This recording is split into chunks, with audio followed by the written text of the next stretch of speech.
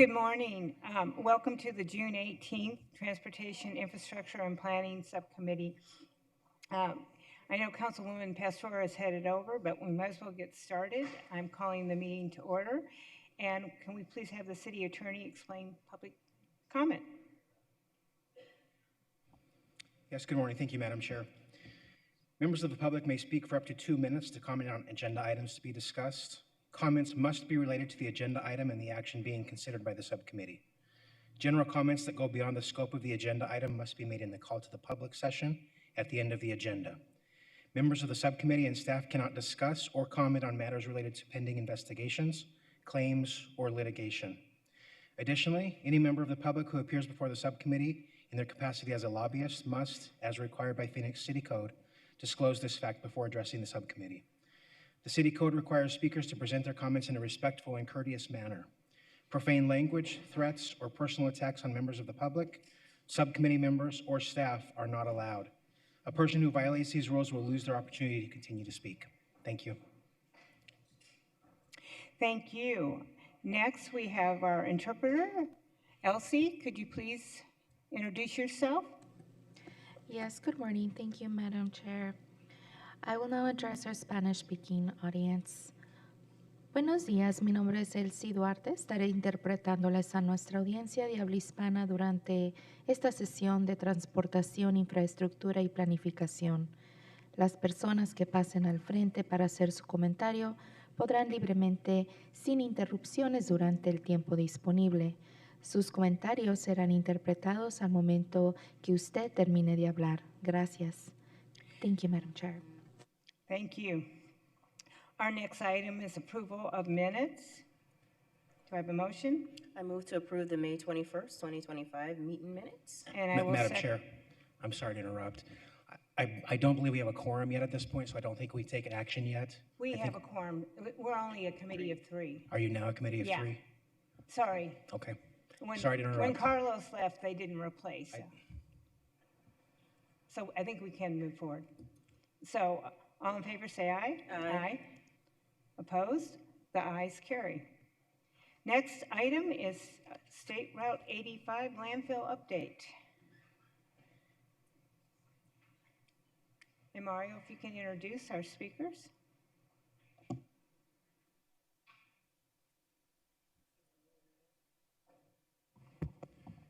Madam Chair, for item 2, State Route 85, we have Public Works Director Felipe Moreno, who's going to introduce his team on this item.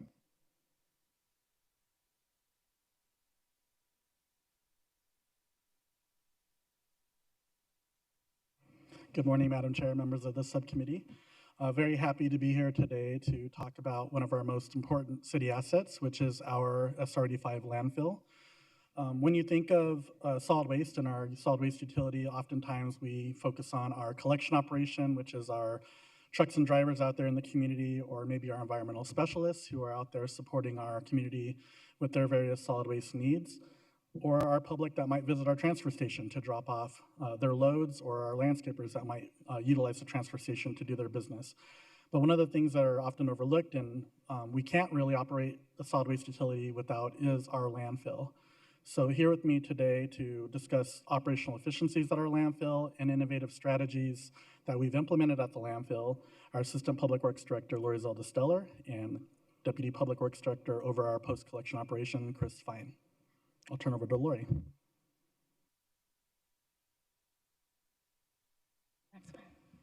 Thanks, Felipe. Madam Chair, members of the subcommittee, thank you again for the opportunity to be here today to highlight some of the great work that our solid waste team does each and every day. I am going to plug that this week is actually National Waste and Recycle Workers Week. So it's a week where we celebrate the men and women that work in our very busy industry. So with that, we'll discuss our SR85 landfill. So SR, short for State Route 85 landfill. To put it in perspective, this landfill sits 50 miles west of downtown Phoenix along State Route 85. You probably pass this every time you take a trip to California or to San Diego. It sits out at the city of Buckeye. This landfill opened in January 2006, so we're reaching its 20 years. We own about 2,600 acres in the city of Buckeye, and of those 2,600 acres, 600 are actually permitted for active landfill. This landfill serves more than 420,000 single-family residential customers of the city of Phoenix, and it takes in about 1 million tons of garbage each year. The landfill is also home to a 10-megawatt solar plant. This is a solar plant that was activated in 2015 as a result of a private-public partnership with APS. And this solar plant actually feeds back into the grid and powers up to 2,500 homes. All right, to set the stage of what a landfill is much more than a hole in the ground. A landfill is engineering and science at its finest. We really take careful consideration of what we do each and every day as it impacts our environment. We focus on an environmental protection and also holding ourselves to high operational standards. With this, and under environmental protection, we're really focused on the air quality. Are we preserving the air quality around that landfill? The water, making sure we're not contaminating the water table beneath that landfill, and the surrounding earth. And we do this, like I said, through high operational standards. Those standards focus on our airspace management, which you'll learn in a few slides, and also building a reliable infrastructure to ensure that this landfill stays in its working order for decades to come, and also with a focus on safely operating that landfill each and every day. So with that, I'll pass it over to our Deputy Public Works Director, Chris Fine. Chris is actually our former solid waste superintendent over the landfill, so he has extensive knowledge of the landfill, and he can walk us through some of the great work that our team is doing every day. Thank you, Lori. Madam Chair, members of the subcommittee, this graphic here captures the environmental protections that we put in place, kind of high level to show you. We'll speak about cell and airspace and different things. This is a graphic of a landfill cell. The cell is the hole in the ground where we collect the garbage. Airspace, as mentioned earlier, is the volume of space available.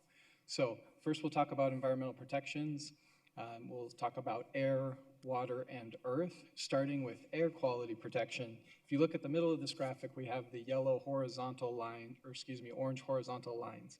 What these are gas collection pipes that take all the harmful gas out of the garbage and send it over to the flare station. So if you follow that orange line to the upper right, there's a graphic of the flare station. The flare station takes all the landfill gas and destructs it at 99% efficiency. The purpose for this is we don't have harmful gases coming up out of the landfill. So moving further into air quality protection, dust control is a big part of this. So dust control is preventing fugitive dust emissions from going up into the atmosphere, both above the site and beyond. We do this in a few ways. In the middle of the graphic here, you can see the black roadway with the truck on it. This is recycled asphalt millings that we get from street projects and other areas where they're grinding up old roads. It's a perfect base for us to reduce dust. If you follow this graphic all the way to the left, you'll see a little water truck there. This is another way we prevent dust. We have multiple water trucks that land apply water to prevent dust and fugitive emissions in any area that wind could whip up dust or our operations. Moving further to water. So to protect groundwater, we have multiple systems in place. One is the leachate management system you see on the left side of the graphic. This reaches all the way down to the bottom of the landfill and collects any liquid produced during landfill operation. Now, as you move to the left of this graphic and bottom, you'll see a groundwater monitoring well. This is where we have wells in the water table that we sample regularly to verify that nothing has migrated from the landfill into the water table. So now we'll talk about the big middle section again. This protects both water and earth. It's the liner system. So that big circle pop out shows you multiple layers. All of that is in place to protect, again, groundwater and earth from landfill impact. Follow all the way to the right, you'll see the landfill gas monitoring probe. What's cool about these is we have multiple depths that we're sampling regularly to ensure no landfill gas is migrated into the soil. So with the groundwater monitoring wells and the landfill gas monitoring probes, we're basically able to prove that our system is working and that our liner is doing well. The last item for air quality is, earth protections. We have portable litter screens. You see those up by the flare station on the right. These are massive fences that our operators can pick up with the bulldozers and the packers and move them around the site. And what they do is they prevent windblown litter from leaving operation and contaminating outside of the site. So we're moving into operational efficiencies. I'd like to highlight permitting, technology, and people. First slide, we'll talk about permitting. So as you can imagine, there are many permits involved at federal, state, and local levels. Cell development is a huge part of permitting for a landfill, and one of our most significant efficiency improvements relates to a permit modification. With Maricopa County, our engineering supervisor developed and gained approval to implement a plan that did 3 things for our landfill. One, it cut the excavation in half, which reduced the capital cost by half, and increased airspace. So again, the one commodity we have at the landfill is airspace. That's the volume we can fill. So in the graphic you see here, the 10-year cell design was previously $32 million, and we cut those costs down to $16 million, which is very significant. And then it also reduces the impact on the earth because the hole itself is smaller. So fun fact to note, the lower right-hand corner, the man taking a soil sample in this picture is actually our very own engineering supervisor, Doug Sawyer, with the better part of 40 years experience in the industry. He's proving once again he's not afraid to jump in and get his hands dirty. So thank you, Doug. So another aspect we utilize to maximize airspace is technology. So we do this in a couple of ways. One is we use GPS systems inside the equipment and at our desks. So each operator inside their equipment can see what they're doing live on screen. The upper graphic you see with blues, reds, greens, and yellows, that's actually our landfill. And while the operators are compacting material, if they see blue, they know they've gotten optimal compaction, and then the reds and the yellows are opportunities to improve. What's cool about this is our management staff at their desks can also see this information, and they can push live updates out to the team for any corrections needed. Another aspect of technology we utilize regularly is quarterly surveys. So surveys give us a digital mesh of the landfill space. This tells us how much space we've used, how much space is left, and helps us strategize operational improvements and future cell development. The biggest thing to note on this technology is we've doubled the life expectancy of our landfill utilizing these technologies. So now one of the most significant efficiencies of our landfill really is the team. So fun fact, the team starts at 3 a.m. Many of these folks may be watching today. And I'll give a shout out to our landfill superintendent, Austin Miller, who's in the crowd today. So this is a team of 16 city employees that manage all 1 million tons of the garbage that come in from Phoenix. It's small but mighty, but they're tight-knit, they operate like a family, always working together to solve problems. Many have been at the landfill since we opened in 2006. So to further highlight our team is staff innovation. Recently, we were set to reach maximum capacity of the current cell before the new cell was complete. So the team put their heads together and figured out a way to capture more airspace in cell 1 to buy us the time needed before cell 2 was complete.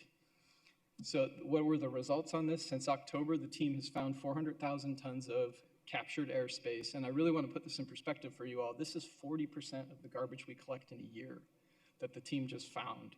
And so with this new operational standard we have in place, they saved $1.6 million and accomplished the goal of buying us time until cell 2 is complete. So great job, SR85. So now we move to, we've talked about environmental, we've talked about operational efficiencies, and beyond taking care of the garbage, we do this for environmental purposes. So what I'd like to point out to you is the environmental impact, or really the lack of environmental impact our landfill has on it. So when you look at this graphic, this is NASA's satellite technology. On the right, you see a lot of yellow and orange. This is an example of a typical landfill with high landfill gas emissions.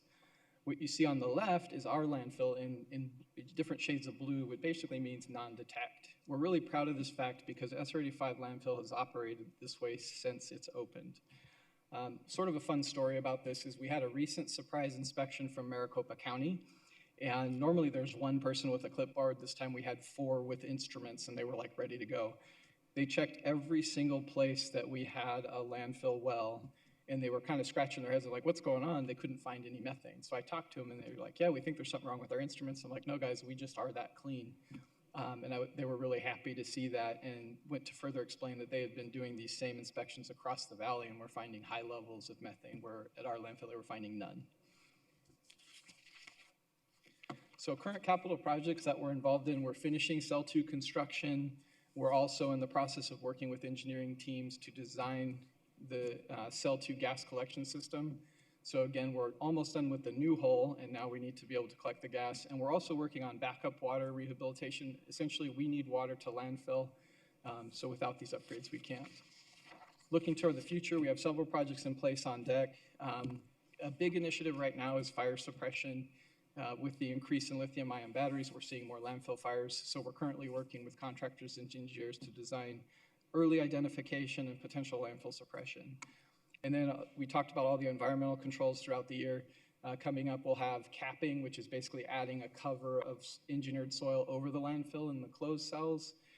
We're going to install the new gas collection system, and we have to continue all the water protection. We also have heavy equipment replacements that are regular. We call this our yellow iron. That's the backbone of the work we do out there. And then in our agreement with the city of Buckeye, we're responsible for the roadway from SR 85 to the landfill. So it's really great to be with you all today to really point out this point of pride for Public Works. Really, we've been an industry leader since we've opened in technology. We're a model for environmental protection and cleanliness, but best of all, we have this dedicated staff developing and implementing team-driven solutions. So thank you for your time, and with that, may we take any questions?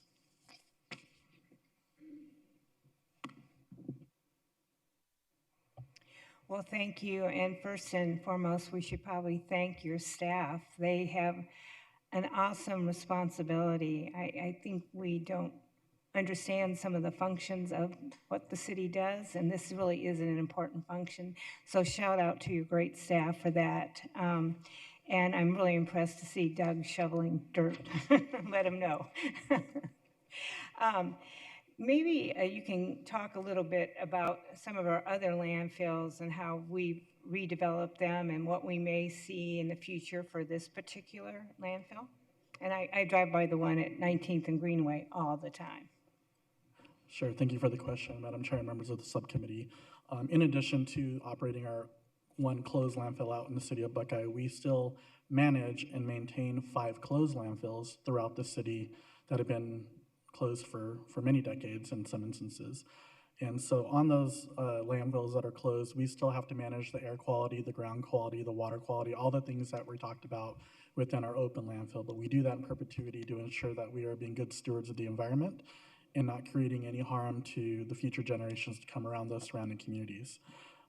With regards to redevelopment, we've had, as you mentioned, Madam Chair, the 19th Avenue Golf Course, which sits on an old closed landfill, and it's very popular. I drive by there every day, and always people out there hitting balls, and pretty cool to see that we have our Skunk Creek landfill up in the north of Phoenix, and there is some end use around there where we actually have cross-country meets that go on from some of the school districts up there that like to come and utilize the landfill to run miles and miles around in our Arizona heat. So shout out to them.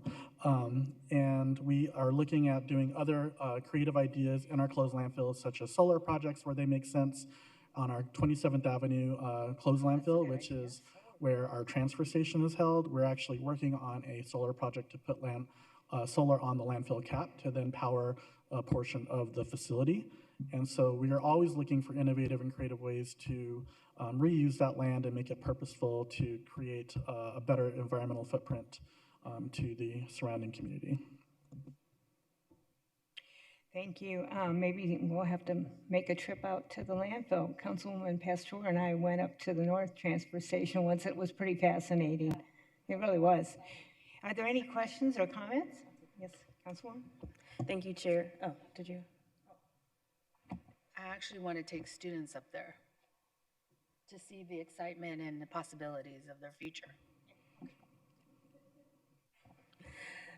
We can schedule a tour. Thank you again. I just want to echo the sentiments of the chair. I really am impressed to see that we continue to be leaders in this space. Many people always think of landfills, they think of the negative, they think of, oh, it's contaminating the oil, it's polluting the water, and to see that we are able to show a model that works so efficiently is impressive. I am just gonna echo the kudos to the team that runs it, a small but mighty team that handles so much of the things that we don't see and our community doesn't see on a daily basis. So I wanna say thank you for all the work that has gone into making SR 85 landfills so clean, so safe, and so efficient. I actually was so impressed by the innovative ways that they have been able to reduce or the continued testing to ensure that we are providing that safety to our community. I guess had one or two questions regarding the frequency of testing. I saw on one of them said quarterly. Oh, the technology, you do a quarterly survey, but I was just curious as to how often do we test the groundwater and the gas monitoring system? Is it just for those members that may be watching to see how often this is done? So primarily that we do these tests monthly. If we ever expect any elevated parameters, like if a new system's installed, sometimes we'll do daily and weekly to a point like 30, 60, 90 days, but typically monthly. Okay, perfect, thank you. And then my other question is, given the success that we're seeing at this landfill, is there any consideration about maybe using this technology at other areas to continue our commitment to ensuring that we have safe communities around our landfills? Madam Chair, members of the subcommittee, Councilman Hodge Washington, great question. And we do utilize a lot of this testing and sampling strategy, especially around our closed landfills, because just because something closes doesn't mean we get to wash our hands of it. We manage that landfill, or those 5 closed landfills, just as if they were open today. And we have the same level of scrutiny and monitoring and testing around those closed landfills to ensure we're protecting the environment and the community. Thank you. Let me see. I was just curious a little bit about that methane capture system. How does it compare, if any, can give me a little example of how it compares to other large-scale landfills in the region? It seems like we're a leader, but I'm just curious. Madam Chair, members of the subcommittee, Councilwoman Hodge Washington. Yeah, so what's unique about our landfill is we're installing, most of our wells are horizontal. And so what that allows is we're capturing as we fill, which is more stringent than the requirements. So the requirements are a certain time after you're complete. So what's nice about that, where we've become industry standard, this was a new technology in 2006 that in some ways was almost laughable at first. Nobody thought it would work. Whereas now our surrounding neighbors, like municipalities like Glendale, but also other privates, have moved towards horizontal collectors. That's the main difference between our system and others. The other difference between our systems and others is the number of collectors. So we have an offset, to get probably a little too technical, but of 150 foot. Industry standard is twice that. So what that means is every 150 feet within the landfill, you have a collector. And again, our neighbors and actually nationwide have started to adapt a tighter area of influence for collectors and have adapted horizontal where they can. So we're still cutting edge. Thank you. Yeah, no, thank you for continuing to lead in this space. And I think we can also say thank you for the $16 million savings.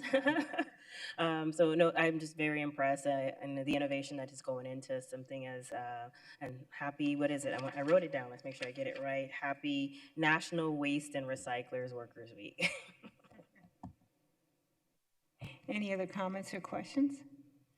All right, we'll move on to our next item. Thank you. Madam Chair, members of the subcommittee, item 3 is high visibility crosswalk markings and stop bars. And Brandy Kelso is here with Brianna Velez from the Street Transportation Department to present on this item. Welcome.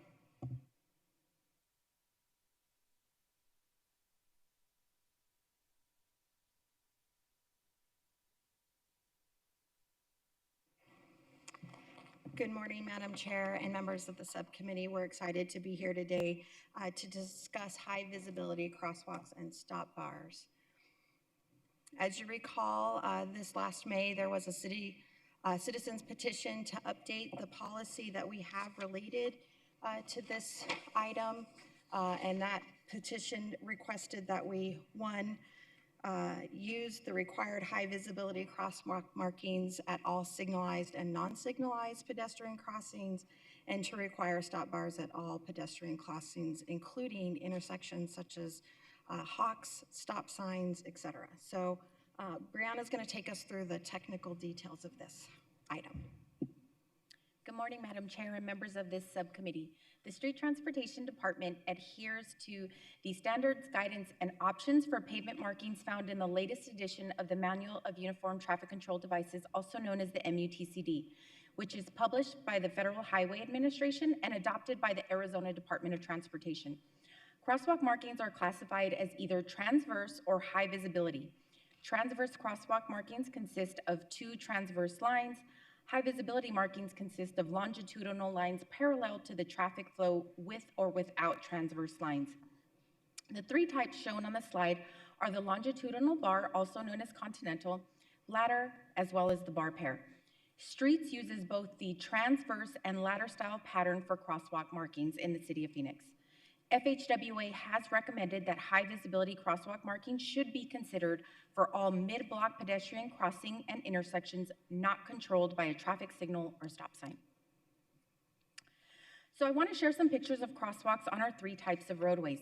First, we have arterial roadways, which can be 3 to 6 lanes and consist of our highest speed and highest volume roadways. Typically, the standard for crosswalks at signalized intersection is the transverse style markings as shown here. Next is a hawk crossing where the standard is to use the ladder style high visibility markings. And the last one is a mid-block crossing where the standard is to also use the ladder style high visibility markings. Prior to the establishment of the Office of Pedestrian Safety in 2018, street standard was to use the transverse markings for mid-block crossings. Following the FHWA guidance, we began to convert all of the mid-block crossings to high visibility markings in 2020. And based on our last review of the inventory, all of them have been completed. Next, we have our collector roadways, which can be 2 to 4 lanes and typically have slightly lower volume and lower speeds than arterial roadways. The first photo represents an always stop intersection with 2 collector roadways, and the standard is to use transverse style markings. Next, we have a circular flashing beacon where the standard is to use the ladder style high visibility markings. And the last, we have a mid-block crossing where the standard is to also use the ladder style high visibility markings. Not all of the existing mid-block crosswalks on collectors have been converted to high visibility markings, but as we continue to repave roads, we will identify them and restripe them to high visibility markings during that opportunity. Our last type is our local roadways, which are 2 lanes only and our lowest volume, lowest speed roadways. This photo represents a mid-block crossing, and the standard is to use the transverse style markings. The last photo is a crossing where the local roadway intersects with the collector roadway, and the standard is to also use the transverse style markings.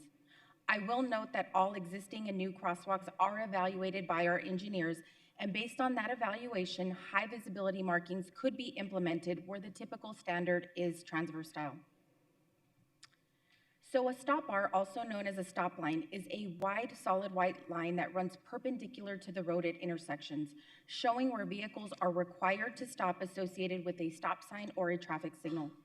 Per the MUTCD, stop bars are not mandatory and are typically used in conjunction with stop signs to clearly show where drivers should stop before entering a lane of conflicting traffic.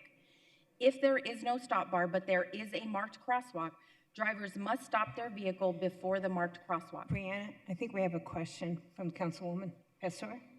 Yes, on this picture right here, what I understand and what you had just stated was that there is a single line and then a stop sign. And the reason why it is set that way is so that it indicates that they should stop there by using the sign. Madam Chair, Councilwoman Pastor, that is correct. The line indicates where a motorist should stop prior to entering the intersection. So you used a term "should stop." Most motorists, at least what I have witnessed, don't adhere to that solid line. So I'm bringing this up only because we're going quickly through these presentation, but I have tons of questions previously before that because I'm gonna probably take you back from the beginning to break down what you're saying. And so what I also heard is, and I'm not sure if I get this correctly, so correct me if I'm wrong, that we don't use the stop bar here, or we don't use, this is the standard and that's why we use it. So, Madam Chair, Councilwoman Pastor, we do use stop bars in very specific conditions, but we don't use stop bars consistently every time we have a traffic signal and a stop sign. Okay. Okay, thank you. Councilwoman Pastor, Madam Chair, do you want us to go back to those other slides now? Or you want us to I don't finish know and what's then? easiest.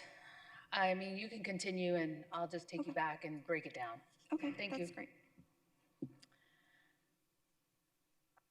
Okay, so if there is no stop bar and no marked crosswalk, the driver must stop prior to entering the intersection.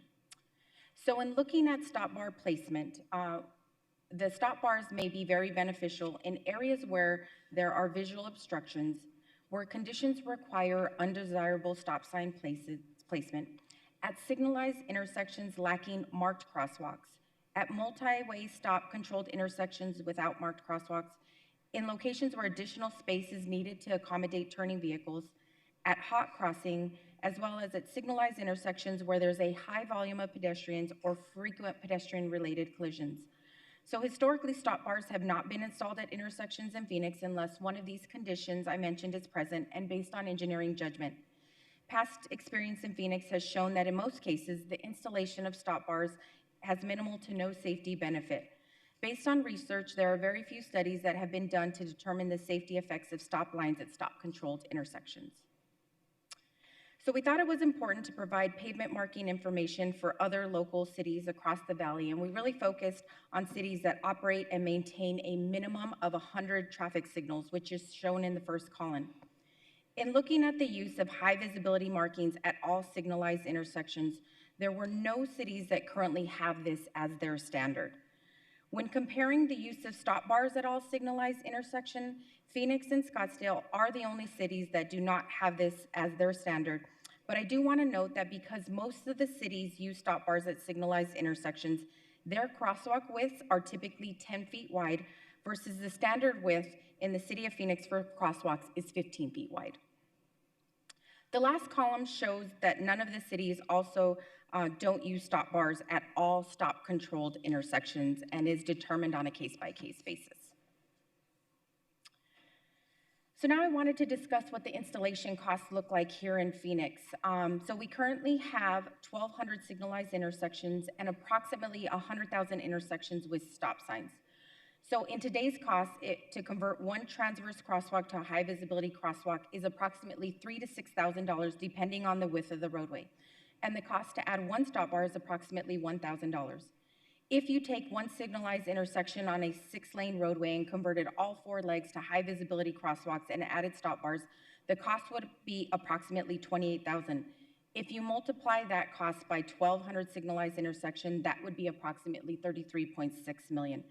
This does not take into account any damaged pavement that would require replacement prior to the installation. The material and labor costs would increase by 76% from our current standard at signalized intersections. So converting all signalized intersection crosswalks to ladder style markings with stop bars would require substantial adjustments in operations, labor, and funding resources, as well as scheduling. And with that, I'm going to turn the presentation back over to Brandy. Thank you, Brianna. The high visibility crosswalks and stop bars were discussed at our Vision Zero Advisory Committee meeting in December of 2024. Their recommendation was similar to the petition to adopt new standards that would require all crosswalks in Phoenix to be, including signalized intersections, to be high visibility with the stop bars. After that meeting, we took the recommendation to the Executive Task Force, which is how Vision Zero works. It goes to the Advisory Committee, Executive Committee. After lots of discussion, they put forward a direction to the team to balance the addition of high visibility crosswalks and stop bars to those areas of greatest need, balancing the maintenance, budget limitations, and the need for the expansion of street infrastructure throughout the community, with a focus on high schools and school zones. With that, we do have a path forward for your consideration. One, continue to use the high visibility crosswalks at all mid-block crossings on arterial and collector roadways. Continue to use high visibility crosswalks at all Hawks and circular flashing beacons. And identify and implement high visibility crosswalks at 16 locations over the next year with a focus on school zones, high schools, and the high injury network. And with that, we'll take any questions.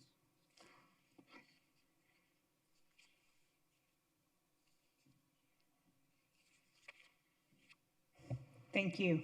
I know that one of the biggest issues for you is maintenance cost, and I'm talking to the mayor's office. We're going to try to pursue some type of streets foundation, much like we have the Parks Foundation, and we have Friends of Transit and Friends of Sky Harbor. And I think hopefully we'll be successful, but we're going to start that discussion probably next week with some of the engineering firms. And so hopefully we can find a path to help you with regards to the maintenance, just like we've been very fortunate with the rainbow crossings that the LGBT community has maintained them for us.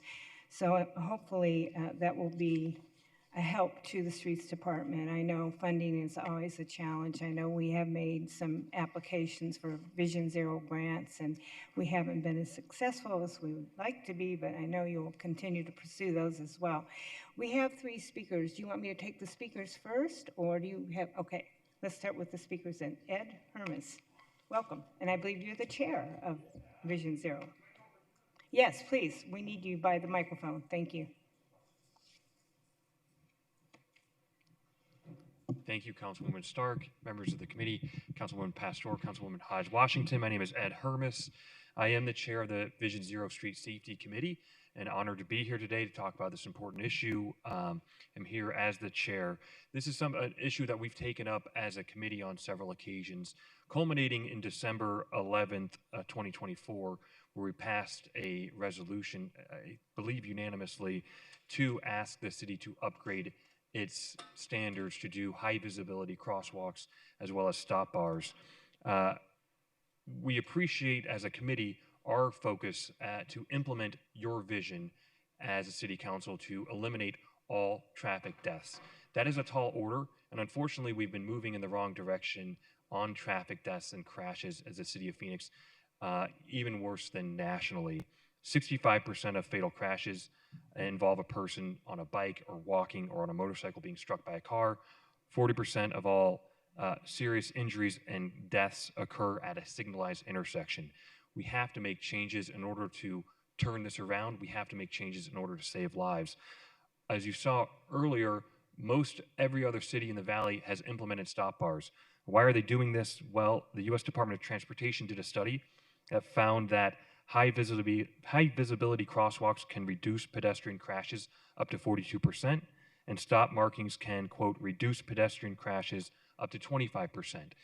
It's not going to be one thing that solves this issue. It's going to be many things, and upgrading the visibility of our crosswalks is one of those things that we can do that's relatively low-hanging fruit. And the concept from the committee when we passed this request and resolution in December was to implement this over time. Not to do it all in one night or one day, but as pavement's already being restriped, to upgrade to this new design as it's happening. Thank you. I really appreciate it, and I hope that you implement the upgraded design. I just have one question. Please, for I you. had a lot more to say. You did mention that you understand that we can't do it overnight and that it's an issue of cost. Having seen what they're recommending, I think they're trying to move forward to that. It's just trying to figure out the high priority areas. I mean, I think I'm hearing the same thing from everybody, that we want to get there, but it's just going to be time and money. If I may respond, please, Councilwoman Stark, and thank you so much for the question. This is the first time I'm hearing the recommendation, so 16 is just not enough. I mean, this problem is so pervasive, and I'll give you an example. Indian School Road is one of the most dangerous roads in a very dangerous network of roads. It was repaved and restriped last month. I know it. I serve on the local school board. We are very focused on safe routes to school. This stretch of Indian School in the streets around 16th Street, extremely dangerous. People getting hit there all the time. It's in the high injury network. That was just restriped. No stop bars, no high visibility crossings in front of the school. That's Longview Elementary School. We have kids who are crossing there every day. That would have been an easy, relatively low cost, as we're already doing it, to upgrade that design to do high visibility, rather than reinforce what is a low visibility, thin transverse lines that studies have shown is not as safe. And when we're already doing repaving and restriping, that's the time to do it, rather than reinforcing an old design that really other cities of our size are not using anymore. Can I ask a question? Yes, I do. Don't leave. I'm not going anywhere. I will. I got very passionate here. Thank you so much for your statements. I just had a clarifying question. You said the committee anticipated the implementation being done over time. Yes. I heard that 16 is not enough. Yes. What did the committee believe to be a reasonable time frame for the implementation, acknowledging that we probably don't have the resources to do it all in 1 year? The committee thought that as we're repaving already and restriping, we're seeing it done all the time. The roads in just my own neighborhood were repaved twice in the last 3 years. As that's happening, we're phasing that out. So we're not doing any more restriping of transverse lines, the thin transverse lines, but all of them as we're repaving. So that implementation is going to be a bit dictated by that repaving schedule, but there's been a lot of repaving in the city. Our friends Brianna and Interim Director Kelso can probably speak more to that, as well as others, but we've seen a lot of repaving and restriping happening already.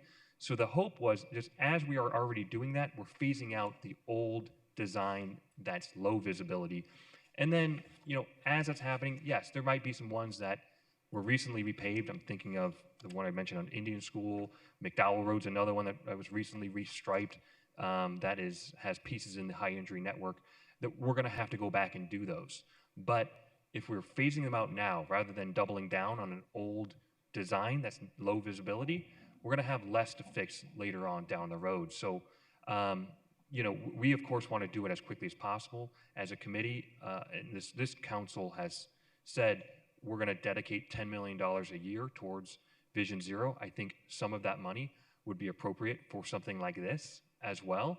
So hopefully within a couple of years, as we're repaving and maybe cleaning some things up in a few years, we are standardized with high visibility with stop bars, much like other cities of our size. Thank you for that. Thank you. Okay, thank you. Thank you so much, Councilman. I yes. really appreciate the opportunity. Thank you. The next speaker is Stacy Champion. Thank you, Chair Stark, members of the committee. $33 million. So if all of the deaths I'm about to attempt to get through as many as possible, each received $3 million in settlements from the city, it would be $41 million. These are crosswalk deaths. We'll start with one you know. This 21-year-old Caucasian female was struck by a city-operated vehicle while using the crosswalk of a local street. A local fire department responded to the scene and death was pronounced without resuscitative efforts. This 65-year-old Caucasian male with no known medical history was a pedestrian walking in a crosswalk when he was struck by a vehicle. Obvious death pronounced by fire at scene. This 44-year-old African-American was struck by a motor vehicle while crossing a street at a crosswalk. Transported to a hospital where he was diagnosed with multiple skull fractures and intracranial hemorrhage. Placed on hospice, died in ICU. This identified female was struck by a vehicle while crossing the road in a crosswalk. She was pronounced deceased at the scene due to apparent blunt force trauma. This 57-year-old Hispanic male was using a crosswalk with the right of way when he was struck by a vehicle making a left turn. Death pronounced in the emergency department. No charges pending. This 78-year-old Caucasian female with a history of arthritis was walking in a crosswalk when she was struck by an SUV, transported to a trauma center where she later died of head trauma and internal injuries. This 66-year-old Asian male struck in a marked crosswalk. Death pronounced in ICU. This 70-year-old Caucasian male walking with a walker in a crosswalk when he was hit by a turning vehicle, suffered multiple fractures, died in the hospital. 47-year-old Hispanic female pushing a cart through a crosswalk when she was struck by a speeding vehicle, transported to a hospital, died shortly after arrival. 63-year-old Hispanic male struck in a crosswalk while pushing a shopping cart. 85-year-old Caucasian female crossing in a marked crosswalk near a senior center when a truck making a wide turn hit her. 40-year-old Hispanic female struck by a vehicle while crossing in a crosswalk. 28-year-old Caucasian male skateboarding across a marked crosswalk when he was hit by a car. 34-year-old Native American female struck while crossing in a crosswalk at dusk, died at the hospital. Thank you. Our next speaker is Nicole Rodriguez.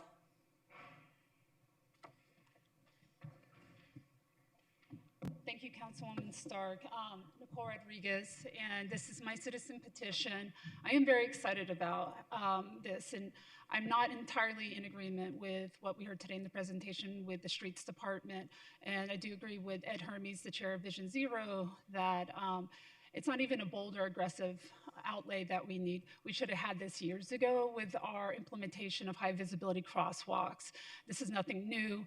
We had complete streets policy passed back in 2018, and that conversation even began in 2014. But here we are over a decade later, and we're still asking for some of the most bare minimum things that have been recommended by Federal Highway Administration for over a decade. And when we look at things and say that we, the Streets Department will put in the high visibility crosswalks in the areas of schools, we know that children, most of them do not live right next to the schools. Most are walking. Those who do walk or roll are going sometimes up to a mile away to get to their homes. And so we need to think about this in a way that we have a large population who are vulnerable, who are oftentimes our children and our elders. And in Phoenix, we have a growing population of the senior community that when we age in place, as we get older, we're just not gonna have those options to drive, nor could we afford fancy transportations like Waymo. So if we think about this long term, we cannot just assume that 16 high visibility crosswalks in cherry-picked areas will serve us long term. And it's a systemic problem, and we want to get there. We want to collaborate. The reason why the citizen petition came back in May is because there's that lack of transparency and lack of collaboration. And lastly, I just want to add that where we consistently, okay, but I'm here for any questions. Thank you.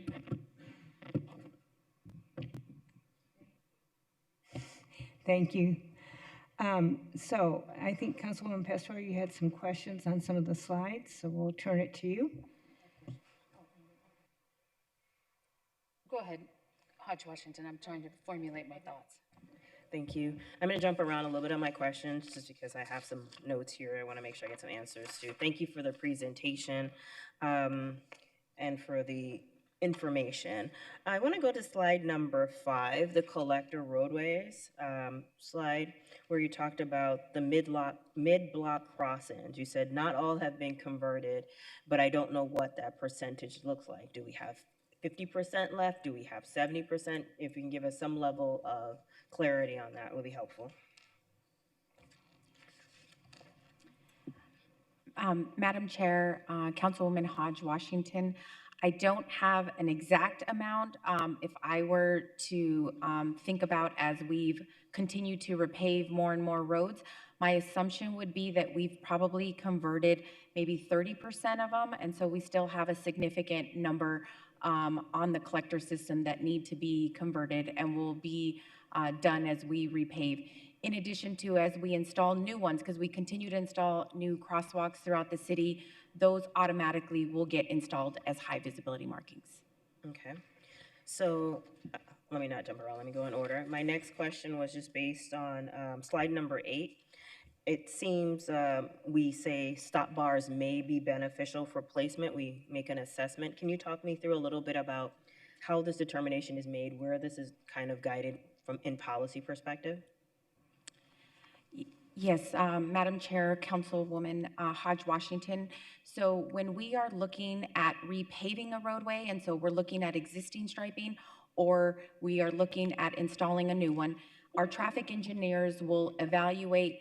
So one of the things we might look at is the high injury network, right? And so if we're looking at the high injury network and we're seeing. Can I stop you real quick? Because I guess my question is, like you said, they might look at. I'm curious to whether or not these are factors they look at.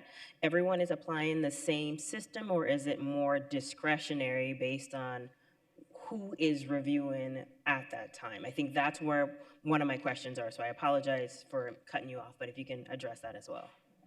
No worries, Councilwoman Hodge Washington. You are correct. These are the factors that they are looking at to evaluate whether a stop bar or high visibility markings are recommended. Okay. And Can I ask one question to that follow-up? Sure, I'll let you follow up. if I can add to that just slightly, sorry, Councilwoman Hodge Washington, we are looking at a lot of factors, so it's not just one thing. The high injury network is one, crash data is another, other issues that we might have heard from police or fire in that area. So we're taking a lot of data to make those recommendations. I just. Go ahead, I'll let you ask and then I'll come back. I want to know who is looking at that, because the who is subjective. And it depends on their philosophy on making the decision, but who is looking at that?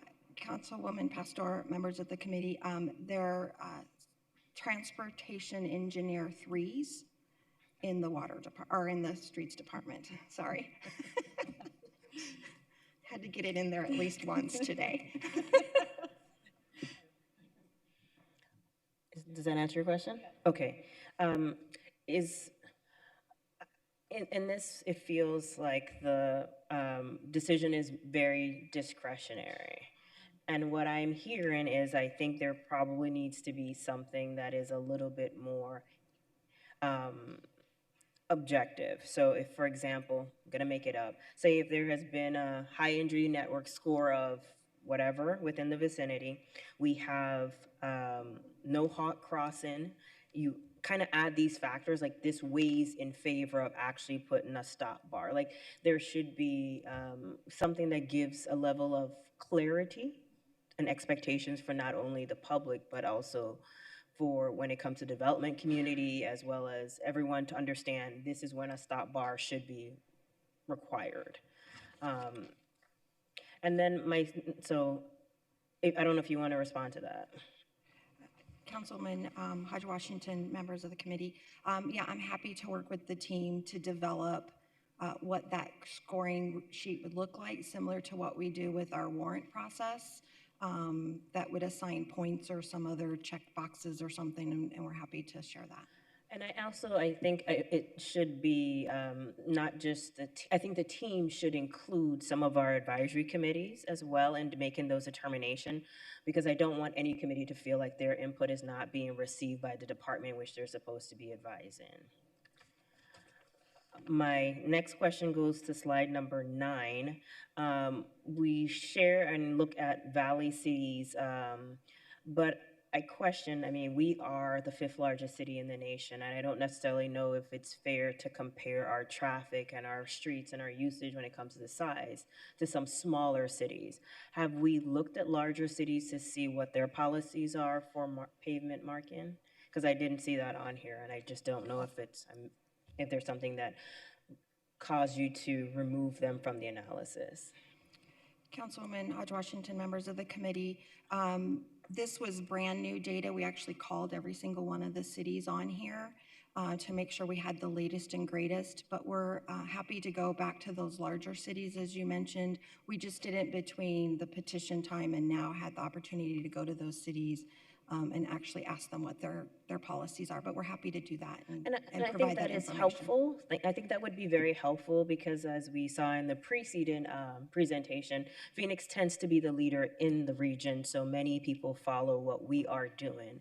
So I would definitely recommend we take that step to figure out what others are doing. And I also think that not because it is, let me not go there. My next question goes to the recommendation on the path forward. The number 16 was kind of put out there as a number of locations. I don't know where that lies in response to the number of intersections. Actually, I do know that. We have, what, 1,200 signals? So 16 seems to be a very minute, I don't do math in public, so I won't profess to tell you what the percentage is of that. But 16 seems like a very, very limited number, and I want to know how did that number come about? Councilwoman Hodge Washington, members of the subcommittee, we worked with our staff to look at what paving projects we think we have coming over the next year. And based on those related to the high injury network and other projects that we have going, that's where the number came from. That's about $500,000 for this next year, but that's just the recommendation for the first year. We would continue to reevaluate that every year and do more as we're doing those pavement projects. There's a couple comments that were raised in the public comment that I wanted to give you an opportunity to respond to. Starting with the U.S. Department of Transportation study, I didn't hear us mention that or identify how we view their study on the high visibility crosswalks versus what we currently have. I understand it's not required, but the study hopefully was considered as part of your analysis, and I want to hear your response to that. Madam Chair, Councilwoman Hodge Washington, what the citizen was referring to was FHWA's guidance about a safety countermeasure to install high visibility markings at all mid-block crossings where you are not required to stop with a traffic signal or stop sign. And so FHWA put out that guidance, and we are following that guidance today. As a result of the Office of Pedestrian Safety, we've converted everything, like I mentioned, on arterial roadways, and we're in the process of doing all of the collectors. And so it was very specific related to uncontrolled mid-block crossings. Okay, thank you for that clarification. You said we're in the process of converting our mid-block collectors. Let me make sure I got it right. But we have about 70% left to go. What is the time frame in which we anticipate to be in compliance, or not in compliance, but be 100% convert those mid-block collectors roadways? Councilwoman Hodge Washington, members of the committee, we don't have a timeline on that because it's really dependent on the paving, because you can't do the markings on old pavement or pavement that's not up to standards because the paint doesn't stick correctly. Currently, we repave about $70 million worth of pavement in a calendar year or a fiscal year. And so we evaluate those. Some of those are collectors, arterials, and some of them are local streets. So that's why I don't have an exact number, because it's really varies from year to year. And I think that is part of, if I could speak for the citizen petition, that's part of the frustration, the lack of an actual plan and a time frame. And I think, as well as the advisory committee, I think that is part of the frustration. I think I like to repeat the adage that when you fail to plan, you plan to fail. And I think right here we are saying a vision zero and reducing pedestrian deaths. And one of the ways to do so is getting the high visibility crosswalks into play, but yet we don't have a plan as to how that's going to look like. It seems like it's not really a priority. And I think that is what this the citizen petition as well as the advisory committee is asking for. And I think as part of identifying the collaboration that you want to go back with the team, I think this is part of it. I think we all recognize that we have limited financing and limited resources when it comes for financial. But I think it would be helpful if a plan was maybe articulated, that then you can come back to council, subcommittee and council for identification of where those resources will come from. I totally understand that you're trying to be, you're trying not to go outside of your budget and making recommendations based on that, but I think we have to balance what it is that we are hearing. To hear that this conversation has been a recommendation since 2014, and we are still here in 2025, and we don't have we don't really have a true plan as to when the conversion of the just simple mid-block collector street. And I get it, we don't want to go out and spend a ton of money resurfacing every street just to put this down, but we should have a plan of addressing this. And I think that is part of what I would like to see us craft. I have a couple more questions. I don't know if you want to, okay, no, we talked about the 16. So the 16, if my notes are correct, the 16 locations are pretty much just based on the upcoming existing paving projects. So we're not necessarily, so in even identifying the focus area, there are limitations on those, and they would have to already been in the planned repaving. Is that correct? Councilwoman Hodge Washington, yes, that's correct. So from my perspective, that is, I think 16 is way too low, and I don't think that we are showing, I question how we are identifying, how we are prioritizing the high injury network, and as well, but simply saying we're only going to do what we're already in the pipeline that may align with this. So it doesn't seem like it is a true priority, and I would ask that we look at not necessarily those that are just limited to the existing plan, but look at beyond that based on, again, the actual scaling of a system that identifies which are the ones that are probably more prioritized, that should be prioritized. Is there a respect to the greatest needs, is there some level of data collected by the streets department that helps us identify the greatest need versus the planned and the completed conversions? I mean, I feel like I'm not being very clear. Okay, so let me try it again. So I presume that you've done some of the conversions, we have some more going on. Is there a map of some sort that we can overlay what's coming versus what is identified as the greatest need, whether or not that's through the high injury network, through other factors? Councilman Hodge Washington, members of the subcommittee, I don't believe we map every crosswalk in our GIS. That would probably take a little bit of time if we wanted to do that. So I don't think I have a map necessarily to do that, but we could have the team provide these 16 locations that we're thinking about. And I just want to clarify also, it includes, those 16 don't include what we would be doing on the collectors as part of that program. So it would be 16 plus, I know we said we had 70%, but I don't know when we were going to get to those 70%. So what, if we had to give a range of how much we think would actually be completed,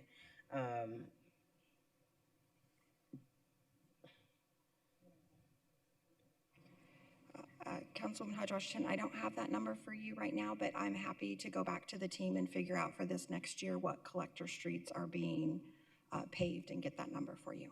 I appreciate that.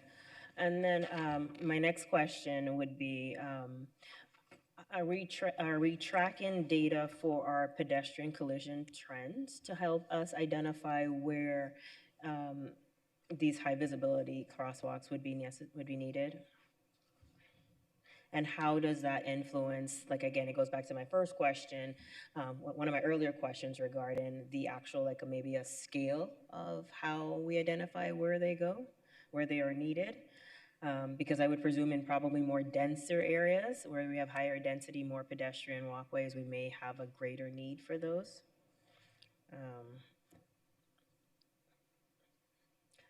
So do we track that data? And Go ahead. So, Madam Chair, Councilwoman Hodge Washington, we do track the crash data, and so we get that crash data in.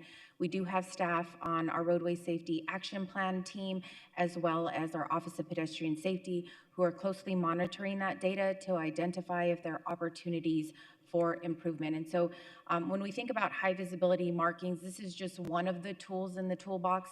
Another tool that we've been talking about at the Vision Zero Community Advisory Committee is the use of leading pedestrian interval. And so that's another tool where we are looking at more and more implementations of that. We've committed to do 12 over the next 12 months. There are various tools in the toolbox that we think would help with pedestrian safety, including additional lighting. I appreciate hearing that, and I look forward to hearing more information about that interval, but I also think that this is also a focus that should be that should be prioritized. You said the data is being updated regarding pedestrian collision. How often are we updating that data? So the data that we collect comes from the Arizona Department of Transportation, the finalized data. So we have data that isn't finalized that we get through the police department, and then once it gets scrubbed, we do eventually get the final data. That lags about 18 months. So right now, the current crash data we have is up through 2023. Okay, and if I recall correctly, the high injury network data also had a significant lag to it, correct? That is correct. And that's another reason why I think we definitely should be doing a more further collaboration around our committee and as part of your team, because they also have a perspective that I think should be considered in doing this. So thank you for that. We talked briefly about the Department of Transportation study. Also, sorry, one other thing, and I don't know if law could be the one to assist. I think we also should, our conversation should look at the lawsuits that the city has been subject to as a result of street safety design in making some of these determinations. So I would also add that to the list for consideration. I'm coming around, sorry, Chair, I apologize, thank you. And I also would ask that we have a mechanism for our neighborhood associations to be able to request or advocate for high visibility upgrades in their area. Again, I think sometimes the neighbors are a little closer to the issue. The same way we allow them to do a traffic study for speed bumps, we should have some mechanism that allows them to advocate for that as well. I don't mean my efforts here are not to second guess the street departments, but I think there is a level of, we could be doing a little bit more in this area, and I'm just trying to get us to open our perspective when it comes to that. And then you talked a little bit about, as we are repaving, as we are reviewing streets that need to be repaved, we are in some instances putting in the high visibility markings. Are we proactively auditing maybe our intersections and crossings for potential upgrades as a whole, or are we only reacting during repaving projects? I think the answer is the latter. Councilwoman Hodge Washington, members of the subcommittee, it's a myriad of things. So there are some projects, for instance, the SS4A grant that we got for re-envisioning Indian School, that will obviously look at every intersection and make recommendations based on the data. So sometimes it's project-based, sometimes it's the repaving schedule, and then sometimes it's coming out of the pedestrian safety group or the RSAP team to make recommendations. So it's coming from lots of different ways. Okay. And then I think my last question is, goes back to slide number 10. If we were able to find the resources to do all of the signalized intersections in this city, what would be the anticipated time frame for something like that? Councilwoman Hodge Washington, members of the subcommittee, that number doesn't include any repavement associated with that. So I'm not really sure what the cost of that would be and what the time, how quickly we could actually get it done given the resources of the team. But we could look at that and come back with some information on that. So the 30. I would say multiple years. Years, yeah. Maybe A even decade, decades. A I mean, decade, but it gets started.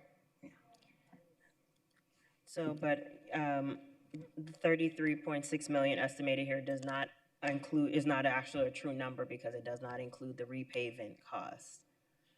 Okay, thank you so much. And thank you, Chair. Thank you. Again, I appreciate the information that was presented to us. I appreciate the effort that went into it. I just my continued encouragement is to, my desire would to see for us to have an actual articulated plan, and that involves the ability for the community to have some input into where those go, and it not be driven solely by what we have as existing repavement projects. And I don't think 16 is sufficient.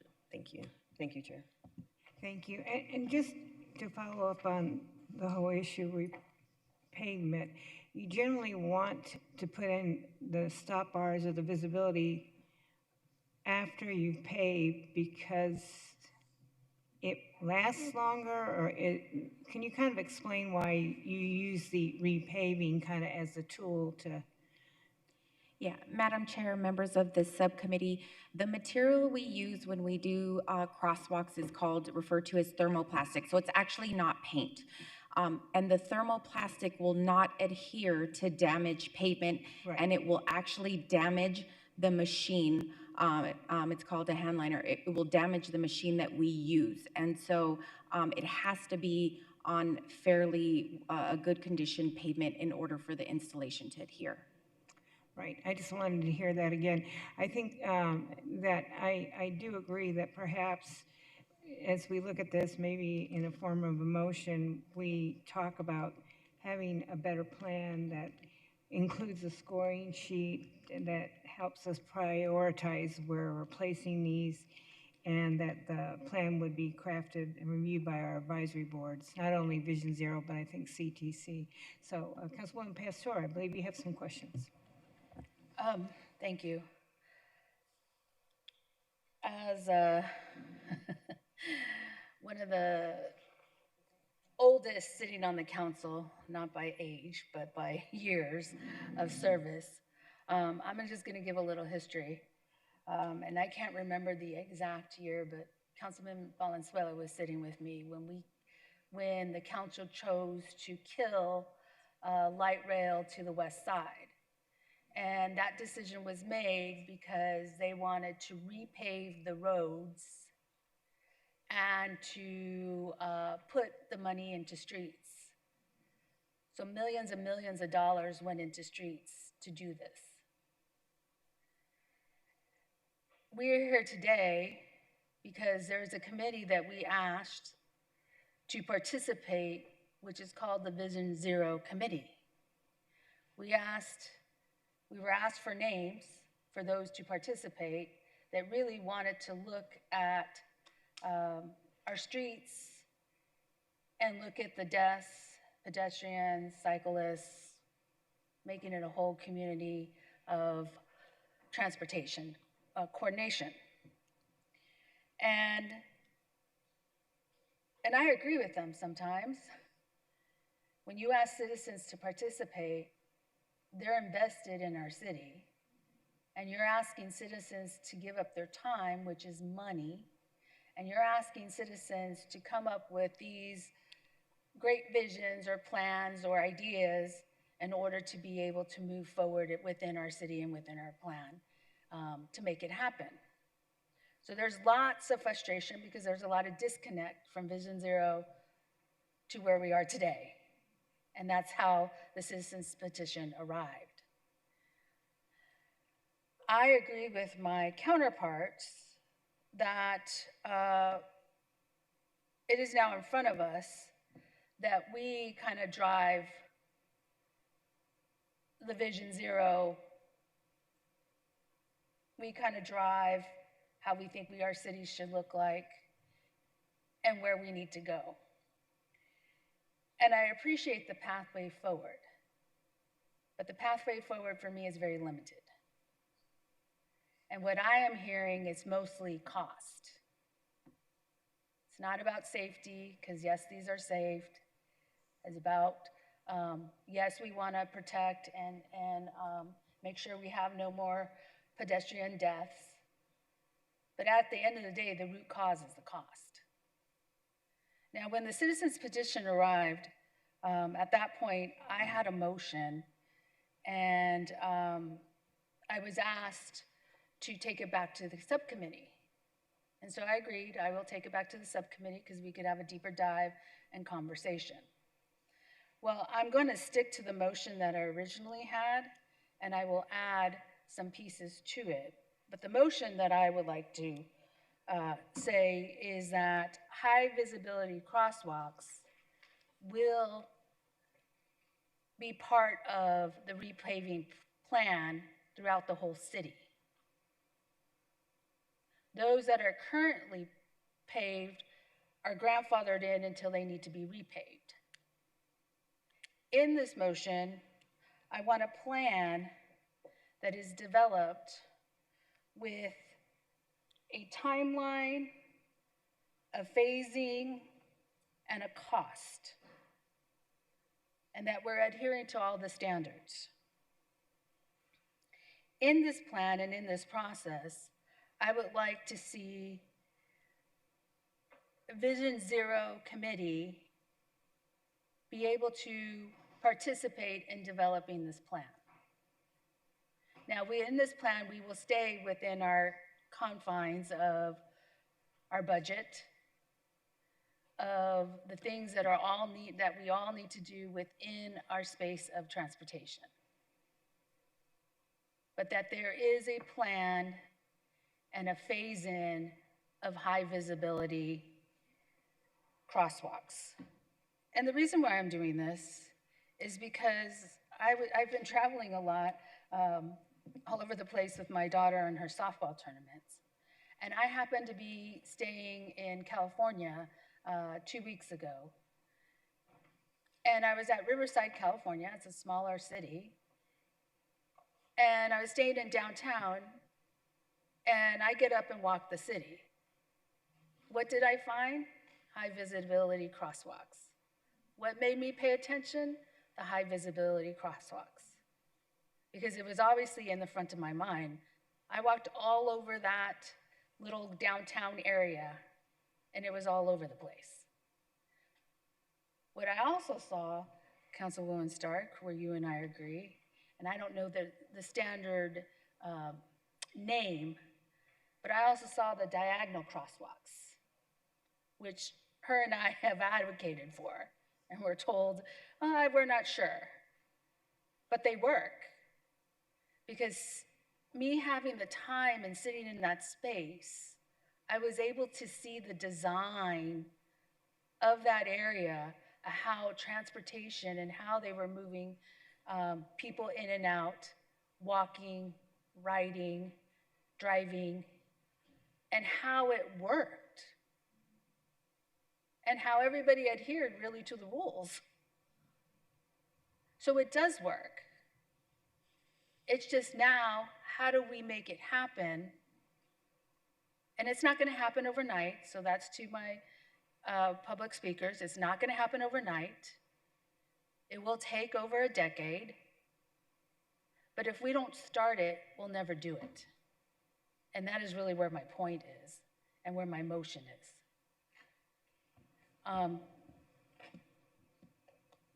The other piece is someone sent me, and I haven't really had the chance, they sent it to me this morning, to read about a study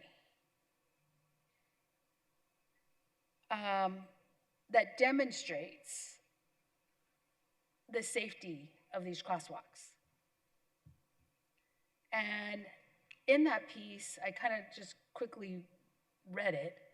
In that piece, what it talks about is they have the actual data of showing and demonstrating and proving how it's safe. and how people pay attention and change behavior. And it was done by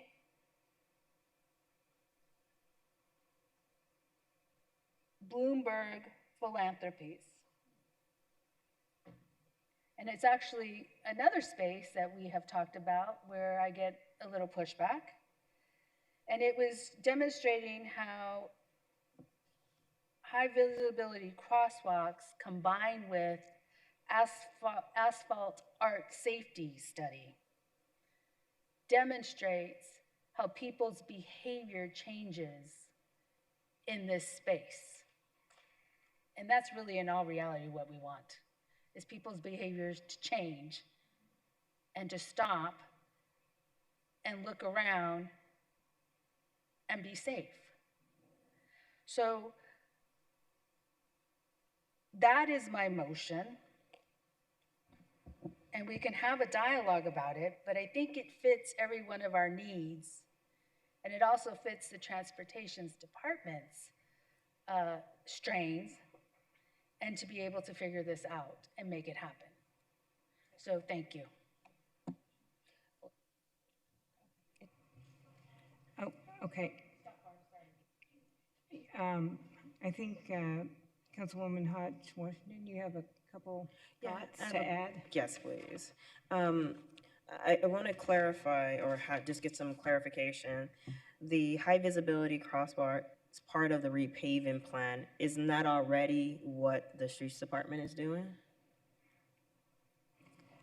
Councilwoman Hodge Washington, members of the subcommittee, it is in the collector streets and mid-block crossings. I'm sorry, you said it's in the collector streets and the mid-block? The mid-block crossing on collector streets. Okay. But it would not, I want to make sure I understand the impact of. I want the stop bars. Wait, hey, let me finish. I want to make sure I understand the impact of Councilwoman's motion. And so that would then add it also to the local roadways as well and add the stop bars. I want to make sure I understand. Is that the difference? Councilwoman Hodge Washington, members of the subcommittee, I guess I would like some clarification too. Are we just talking about signalized intersections? No, I'm talking, everywhere there's a crosswalk? We're moving forward. We're moving forward from here. When we get to council, or we'll see if it wins, that from here on out, we will be doing stop bars, high visibility on all areas. I think, and I know that there's a cost, but I think we have the ability to make a plan and phase everything in. There is one concern, and I think maybe as you study this is drivers' behaviors, and if they see these everywhere, are they going to then start ignoring them? And I use the example of the speed meters that we have around a lot of our schools, and most particularly, the one that irritates me the most is Greenway, middle school on Greenway, where lots of children walk to that school. And when it first went up, people were aware. 3 years later, 4 years later, I can't remember how long it's been up, people ignore. So there's got to be some discussion about driver behavior as well, and I don't know how you capture that. You know, I went to the National Planning Conference this year, and I actually went to a session on the successes and the failures of Vision Zero. And it did talk that it's not as successful as we think it is. And a lot of it has to do with drivers' distraction, driver education, and that's a component we're missing, I think. And a lot of it is because we don't have the enforcement mechanism, as you know, and I think that's probably true in a lot of other cities as well. So I want to take that in to consideration as well. I just don't know how you capture that. I'm sure there's studies out there. I know, you know, driving patterns are changing. I think we see it every day. People consider yellow lights and red lights as a mere suggestion, and they continue to drive. And so I don't know how we capture that. I know you have been working on the enforcement and the education portion too, but I think that's equally important as opposed to putting high visibility crosswalks everywhere. I mean, there's got to be that component added. You see what I'm saying? I don't dispute that we need more, but I want to make sure that we don't create something that then drivers simply ignore, which I see all the time with those speed readers by our schools. When they're flashing, you should be slowing down, but people are not slowing down. So I don't know how we capture that part. I understand where you're going with it, but I want to make sure we don't just go out. Yeah. No, I understand that. Okay. Can I chime in? Yeah. And I think this is also where I think the information on the pedestrian and our lawsuits and all of these will help us identify. Because I also agree that maybe not every street requires the same level of attention, but there has to be a mechanism for us to identify those that are truly, that have those instances. And I think again, it goes back to my whole, my frustration with lack of a plan of implementation. And I think what we're trying to do here is cobble together something that tells you to do this, versus I think it might be better to say, hey, I would like to ask the streets department, given what you have heard, I understand that we want to get this moving forward. I would like you to come back with a 5-year plan on what we're implementing and how we get it done, so that then the city manager's office can then determine what is the budget allocation. Because I understand the decade, but I think we need to show that it needs to be a little tighter than that. I think it should be shorter, but I'm trying to be practical here.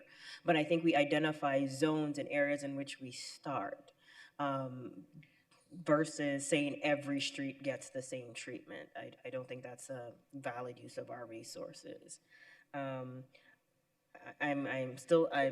I think we need to move this with some level of precision. There needs to be some steps, there needs to be some accountability. We need to know where we're going to be, how we've identified these sites. And I think until we come up with that, I don't think the 16 is sufficient. I think we need to, again, have some conversation with our community and our Vision Zero committee to determine where we should be focusing on, because I'm sure they have seen some sites that we probably need to prioritize, and I think that should be the first step while we're creating our plan, is we address those that are most urgent.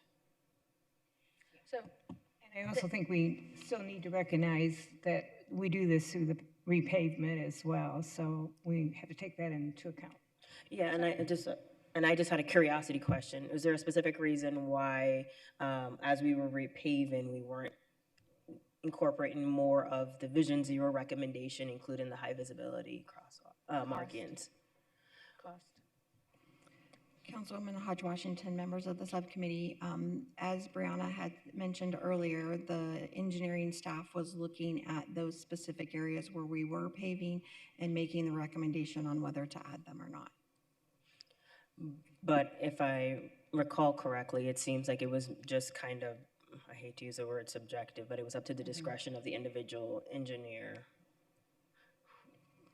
Councilwoman Hodge Washington, yes, they were looking at data to make those evaluations relative to what they were looking at, crash data and the HIN and those type of things. Okay, well, thank you. I want to make sure that part of whatever we leave here today has a mechanism for we start the process of allowing for the community to identify those areas where they believe that high visibility markings are necessary. Thank you. So my question to legal, do we need to make a motion, or can we just give this as a directive? Because what I have learned as an experienced councilwoman, if I don't make a motion, or if I do not give a directive, then staff will come back to me and tell me, well, you did not do this, this, and this. So I want to be very clear on what we need to do. They have heard the discussion. They have heard everything we wanted added. We want to see a plan. I actually want to see if we can have it back by October, November? November? So do I need to give a motion with all those details, which I will, or it's clear? Madam Chair, Councilmember Pastor, are you wanting them to come back to the subcommittee then with recommendations after considering your comments here today, come back with a plan and recommendations to the subcommittee? Yes, with everything that we have discussed. You can do that by motion today and then Okay, direct them in the motion. I mean, I think your motion, I said a bunch of stuff. yeah, you did say a bunch of stuff. But as I captured your motion is for them to consider for all new paving projects, including high visibility crosswalk bars. and stop bars. And then for current paved streets, I believe you used the term grandfathered, so they would not be required for current paved streets to go and install high visibility crosswalks and stop bars. But you do want them to come back with a plan, involve the Vision Zero committee in that planning process to move forward with a plan to begin implementing the new high visibility crosswalks and the stop bars. Yes. The grandfather piece is that the ones that are currently, I don't even know what the term is, here today that don't have a repavement plan will stay there until the repavement plan comes into play. Yes, and so I think you could phrase that. Yeah, you can rephrase it however you want. Yeah, I think you could rephrase that as all currently paved streets do not require high visibility crosswalks and stop bars until repaving occurs on those streets. All right, you got it down. And then we want to add, no? What do you want? Go ahead. No, I just figured. I'm just saying, I don't necessarily agree with the exempting out those that are not part of the repavement plan, because I think we should be looking at all of the data, not just be driven by the repavement plan. Okay, how would you want to make that suggestion on the motion? Madam Chair, could I maybe Go help? ahead. Can I help? So I think what I'm hearing is you want a motion for us to bring back a 5-year plan that probably has multiple options, including if it's just based on the current repavement plan over those 5 years, and then if it was to be something more, so that you have the full picture of what the costs might be. So to include the high visibility crosswalks and stop bars. Yes, and for me also, it would be important to not be just citywide, like Councilwoman Stark said, but maybe based on the actual data and based on what we're seeing, litigation, where we are seeing actual pedestrian contact. Those are the factors that we use in making determination, not just a uniform blanket approach. For the next 5 years? Yes, I would like to see it have a 5-year plan. If it could be shorter, if you could figure out how to make it shorter, that would make us even more happier, but I think 5 years should be the outside window.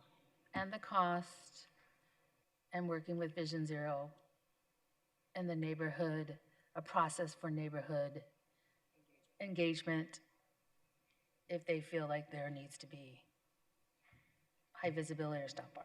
So we have a motion, we'll attribute to Councilwoman Pastor. Do we have a second? I will second it. All in favor, say aye. Aye. Opposed? The ayes have it. November.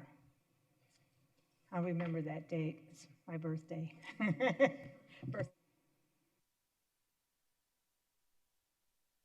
Okay, next we have call to the public, and Jerry Van Gass, come on down.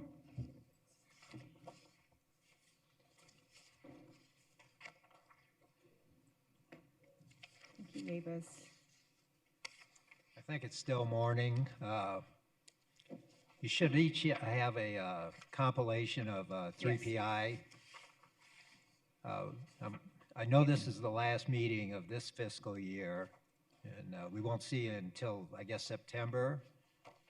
What I'm worried about is if you look at that first column of the 3PI fund balance, 1022, The way it's being siphoned off and plundered, there won't be any money left by September. And I know you've projected for the budget for next fiscal year, another 60 million be spent on projects from that fund. I don't know what kind of wine you have, but the money's not going to be there at this rate. Our attorneys at the Center for Law and the Public Interest are fed up. We've got roughly 20 record requests trying to find out where this money's going. None of them have been responded to since the beginning of the year. They're going to start pushing forcefully to get some answers. We've got outside attorneys in another effort. This fund is 25 years old. It's never had an independent outside audit. They're going to sue to get an audit. We don't need to talk about setting up a special oversight because nobody's protecting this fund. Nobody in the city is protecting this fund. They're just plundering it. So these things are going to happen, so I thought I'd let you know before your summer break. Thank you. Thank you. The next speaker is Tim Sierakowski. Good morning, Tim Sierakowski. Thanks for this opportunity to speak. First of all, I want to thank two people in the Parks Department that I really admire for what they've done recently. And Brandy and John, I want to thank them for taking care of a situation that's been going on for a while. And the situation simply was a door at Papico in the women's restroom had been off for the last year. No one told anyone about the door being off. My question is, why didn't someone tell someone that the door was off? So after we had spoken with Brandy and John both, the situation was resolved in 2 hours. And I said, I want to thank them because this is really great. So now the women that are using that bathroom no longer have to use a shower curtain for a visual to shut the door indirectly and, use the restroom. I guess I'm leading up to going to what we're really doing in the managerial perspective of the city. First of all, upper management had no idea the door was off. Why not? Is there no communication? It's making the city look terrible when people from from other cities, other countries are going in and they're looking at this bathroom and saying, and then there's a note, sorry for the inconvenience, and inconvenience is spelled wrong. So you have to ask yourself why. I think we need to really start addressing how we're going to take care of all the things that are open in the city, parks and other things at the present time, and start taking care of these on a regular basis instead of being in some type of mode where it's an emergency all the time that this stuff has to be done right away because it hasn't been taken care of for years. It's great to start opening up and doing all these different things, but if we don't have a managerial plan and a maintenance plan to go hand in hand to make sure that everything is taken care of in a timely basis, then what does it really matter? Your costs then incur twice-fold, and it's only giving a bad reputation to the city and to the park system. Now I want to talk about 3PI money because we've had a number of different CPAs look at the 3PI fund and we're all confused. So all of our record requests have not been answered at the present time. And look, it would be great if we could just get one, like, let's say Piestewa, get the file folder for all the money that's been spent at Piestewa in the last number of years, and then our accountants can look at this and come up with where the money's going. Thank you. Thank you. Next speaker, Stacy Champion.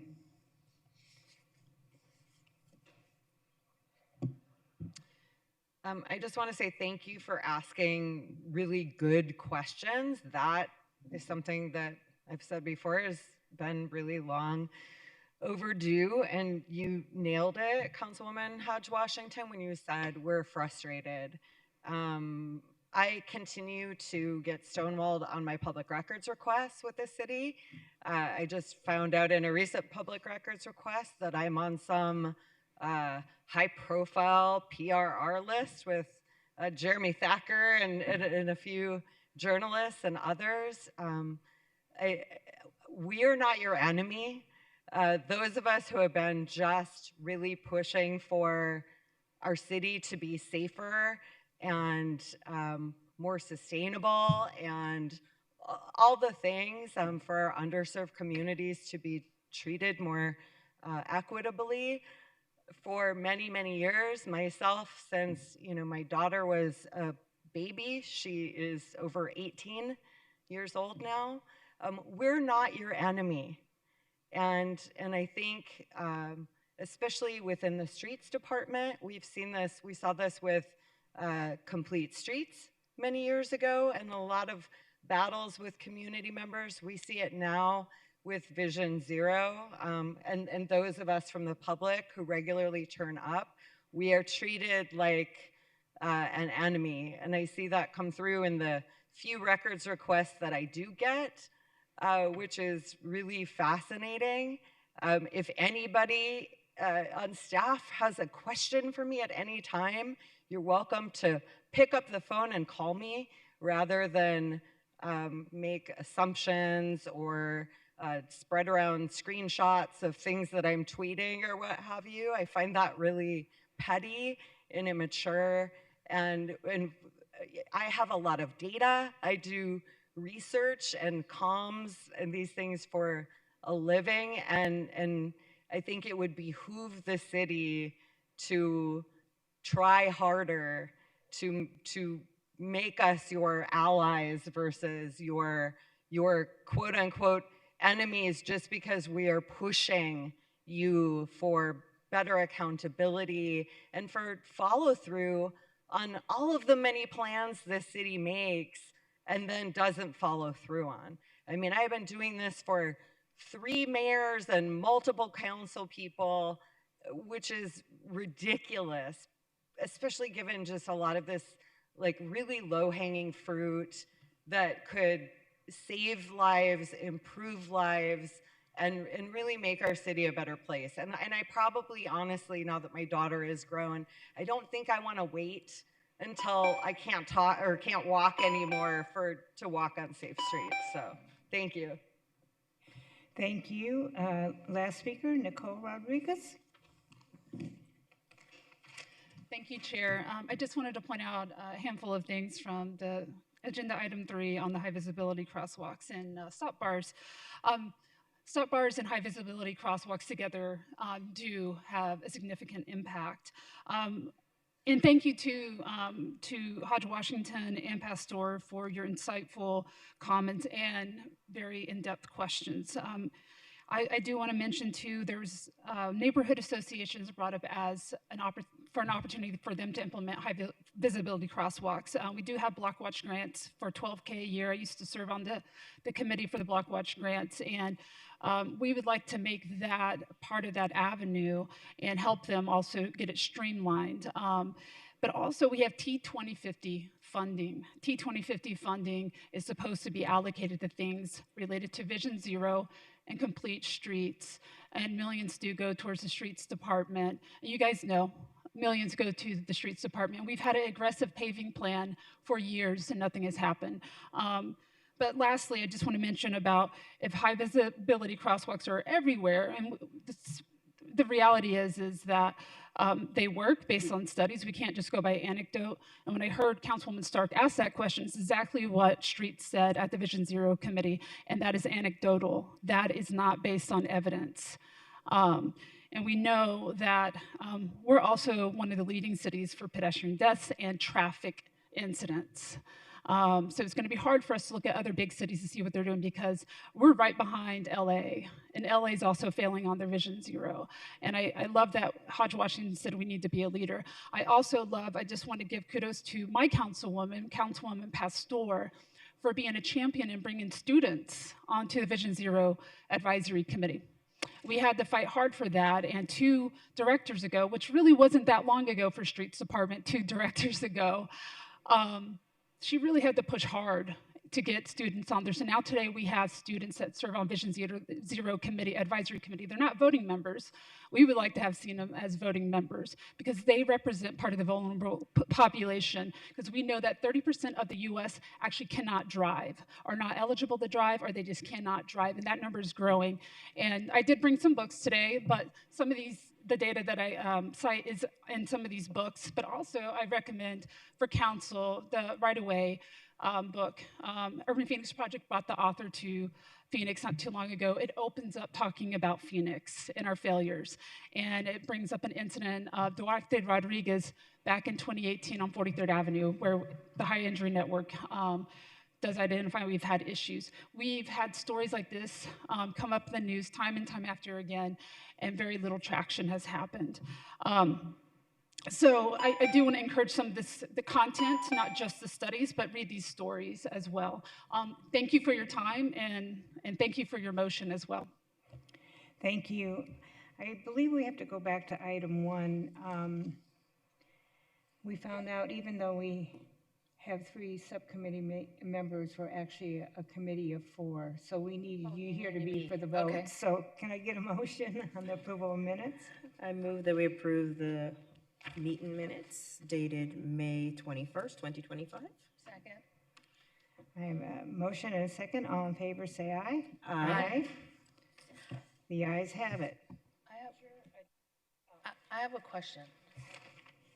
I think Oh, it's you have a for question. Okay. legal. Yeah. No, it's for legal. Legal. Yeah. I have a question about public records requests. What is the timeline for public records requests?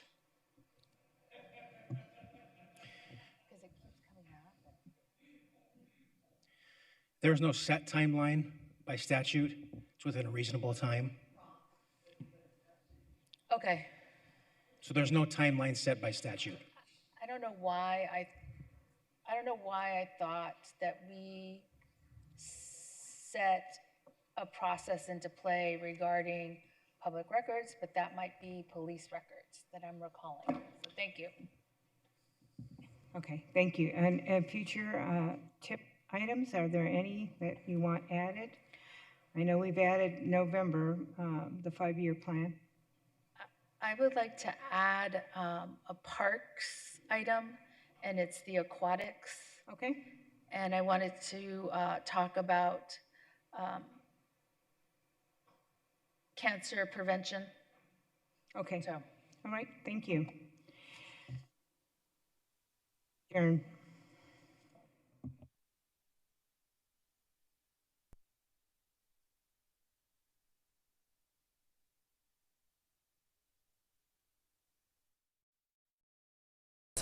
My son, my 2-year-old, is a very picky eater, but when we would come out here in the garden, he would, like for instance, the broccoli, he would take the leaves off the broccoli and eat them raw, where my son does not eat anything but French fries and chicken nuggets and pizza. But for some reason, he loved to come out here and help me prune, and then he would eat like fresh fruits and vegetables right off the vine. Phoenix has some very robust goals around food security and sustainability that they're trying to find ways to meet. And one of those is local urban food production at a time when we're losing all of our urban farms. We looked at it and said, we've got lots of room in backyards. How do we do this? So a Lear garden starts right here with the compost bin. We throw food waste in here, flushes the system, it aerates the compost, so it's a compost bin that you don't ever have to turn. As the nutrients are released, as it breaks down, it flushes the nutrients through the soil, feeding the plants. The soil itself is actually created almost entirely from wood chips. As it flows through, drains down here, and is captured in the tank to recirculate through. This is the Tiger Eyes garden bed. Raised beds made simple yet extravagant. Sturdy frame for this bed. What the tarp does is help retain moisture, help form as a barrier to anything that is trying to come up from underneath, like those weeds, as well as any rodents that'll try to eat your roots. So I really love that. is something that I've built over 100 times. We just installed 4 additional of these garden beds in one of our community gardens. Something that I'm super proud of that people have done relatively well are the greens, the brassica family, the mustards, turnips, collards, kale, chard, right? I see a lot of that. Well, if I'm Armenian, I kind of grow this. If I'm African American and Black, I grow this. And if I'm Latin, I grow a lot of that. We teach people what to plant, when to plant it, how much to water. People don't realize that, you water way more in the summer than you would in the winter. You gain by doing, and I think gardening is a really rewarding thing when you get it right and a really educational thing when you get it wrong. Like, I got to put what I liked, what we consume in the house. So I put cilantro, I put melons. We did watermelons as well, serranos.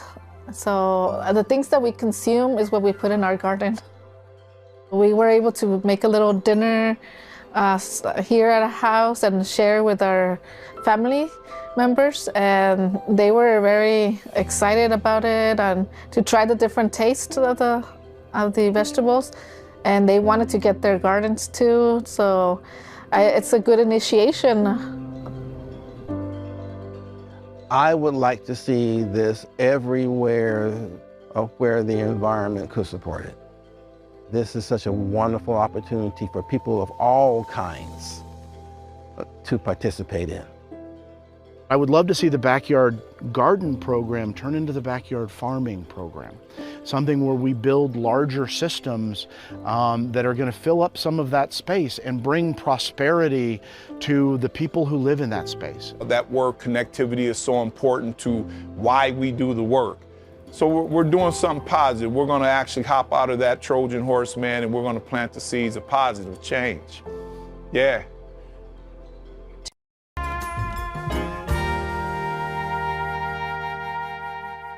Happy 100th birthday to one of the largest municipal parks in the entire United States.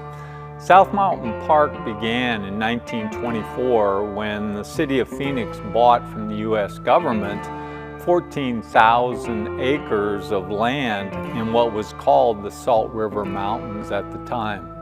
From 1933 to 1940, 4,000 workers from the Civilian Conservation Corps built pretty much the entire infrastructure of South Mountain Park as we know it today. It currently has upwards of 50 different trails you can enjoy and upwards of 100 miles that you can go mountain biking, just regular hiking, backpacking, whatever suits your pleasure, or even roller skating.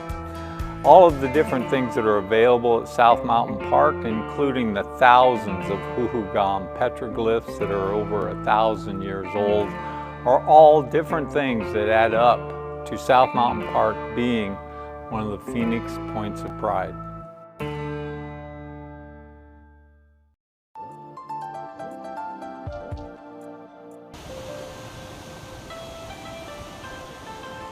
Most people, when they think of downtown Phoenix, don't automatically think of a Japanese friendship garden covering 3.5 acres at the intersection of Latham and 3rd Avenue. But that's exactly what's been here since the mid-1990s.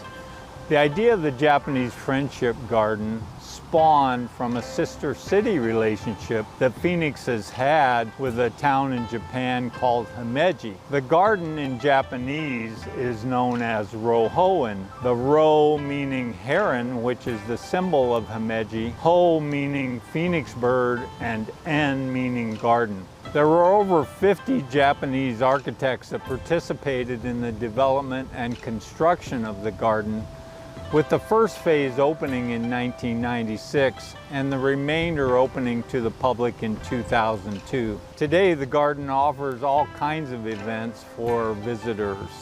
Everything from tea ceremonies to weddings to workshops to traditional dance and music lessons. The sister cities' relationship between Phoenix and Himeji continues today and represents the cultural exchange and friendship between these two cities.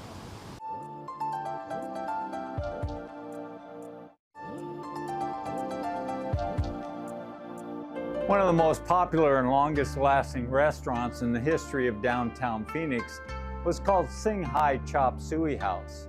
Unfortunately, there was a mix-up between Fred Lee, who opened the restaurant in 1928, and the sign maker. The sign maker thought Fred had said Singhai, when in fact Fred was wanting the restaurant to be named Shanghai Chop Suey House. Singhai was in the heart of downtown Phoenix's Chinatown when it opened in 1928. Due to urban development, the restaurant actually moved several times in the downtown area. It was much more than a Chinese restaurant. It was a community gathering place that attracted people from all over the area, including both Chinese as well as non-Chinese. Well-known Arizonans like Rose Mofford and John McCain were regulars here. Singhai closed in 2018, which definitely was the end of an era. Even though the restaurant is closed now, the traditions and legacy of Singhai continue on in the hearts and minds of many Phoenicians.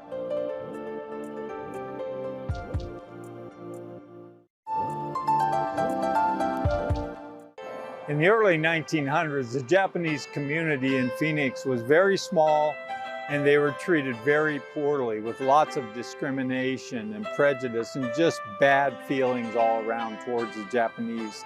It was so bad that the Japanese chose to move way out of town, establish a community here at 43rd Avenue and Indian School. This gave them the opportunity to have their own recreation, their own businesses, their own school.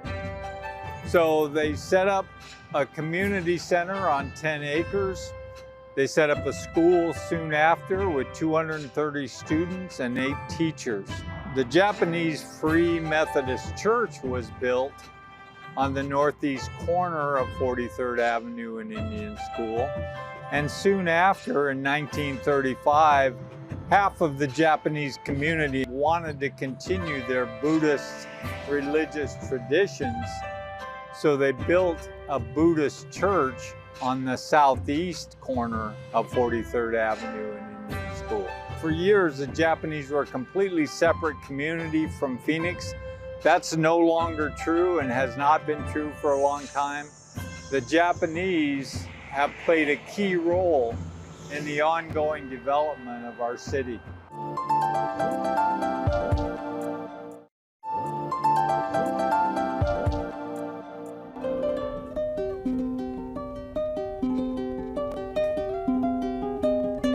The ukuleles, as we know, has enjoyed its popularity worldwide to date, but its story really begins in the late 19th century when a group of Portuguese brought their folk string instrument to Hawaii. This small guitar-like instrument took root quickly and gained popularity, not just locally, but also on the mainland US. And some of the early Hawaiian ukulele makers like Kumales and Kamakas, they really helped to establish the reputation of Hawaiian-made ukuleles. Because of its portable size and also the bright and cheerful sound, the ukuleles spread rapidly throughout Oceania and other Pacific islands. For example, this one from Tahiti is shaped to resemble a canoe paddles. So each of them really reflect how those Pacific island cultures embraced the ukuleles and adapted in creative and distinctive ways. So I think the story of the ukuleles is a rich example of migrations and blendings and the rich diversity of Pacific Islanders' heritage.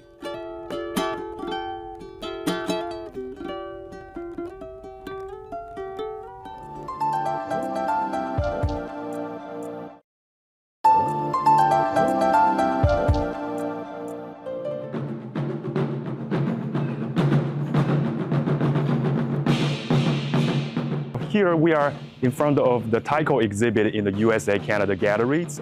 You will find a variety of taiko drums on display. They're made in different size and shape. So those are meant to be played all together as an ensemble. And the term taikos means drums in Japanese. And while drumming has deep traditions in Japan, the taiko drumming we know today in the US is actually a more recent tradition. So these ensemble drumming styles emerged after Second World War and blossomed in North America, especially among Japanese American communities on the West Coast. Those early taiko players repurposed the wine barrels to make drums, and which gave rise to the unique sound and look that became iconic of the taiko drumming. Traditionally, taiko was performed at festivals and shrines in Japan, and that spirit continues today. In the US, the powerful sound of taiko drumming has become a staple of Japanese American celebrations at festivals. And today, there are hundreds of taiko groups across the North America, and they continue to celebrate the Japanese heritage and bringing together players from all different backgrounds.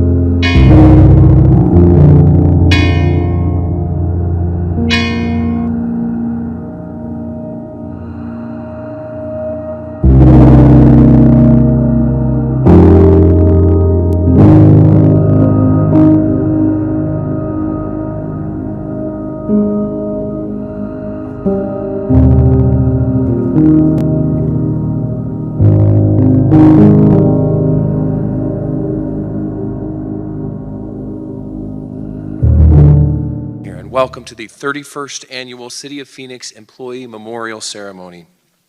I'm your MC, Spencer Blake. It's a privilege to be with all of you here today. And this morning we honor our brothers and sisters in public service who gave their lives while serving this great community.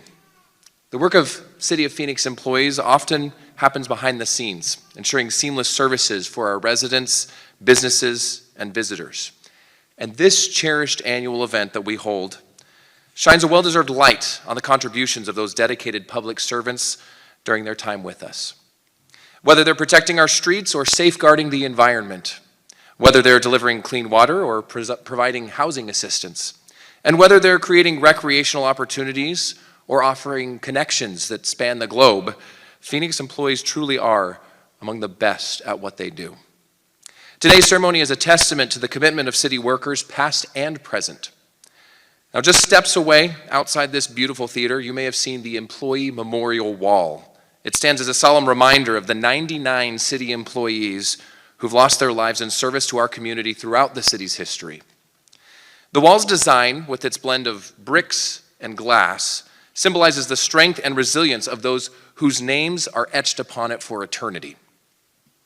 In 2024, we sadly added 2 more names: Phoenix Police Officer Zane Coolidge and retired Deputy Fire Chief Don Williams. Thank you for joining us as we honor their memories and celebrate their enduring legacies here in the city of Phoenix. Now, as we begin our ceremony this morning, we will ask you to please stand as Phoenix Police Department Chaplain Bob Fesmeyer will lead us in the invocation. He will be followed then by the presentation of the colors by the honor guards from the Phoenix Police Department, the Phoenix Fire Department, and the Administrative Supervisory Professional and Technical Employees Association, or ASPATIA. We'll then invite you to please continue standing for the national anthem, which will be performed by Phoenix Police Lieutenant Vince Lewis. Please stand.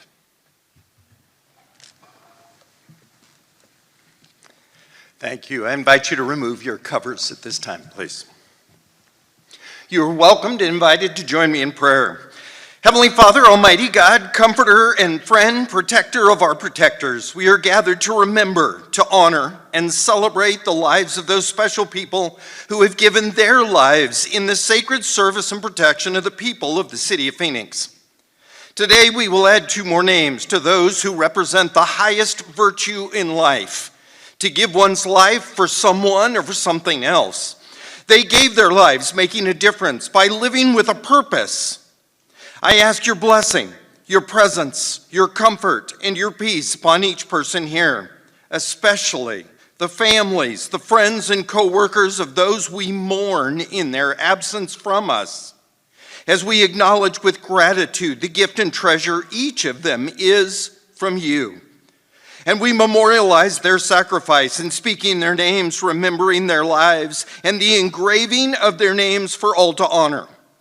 Comfort those grieving, embolden us in honoring, and guide us in our continued and sacred calling. With you, we honor the lives and families of Police Officer Zane Coolidge, a Phoenix firefighter, Deputy Chief Don Williams. Grant us healing in our grief, strength of life as we honor our fallen. And we pray this in your holy name. Amen.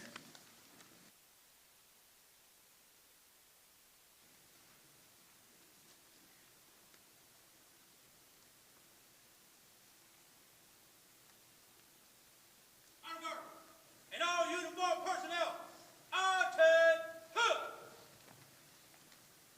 carry, help.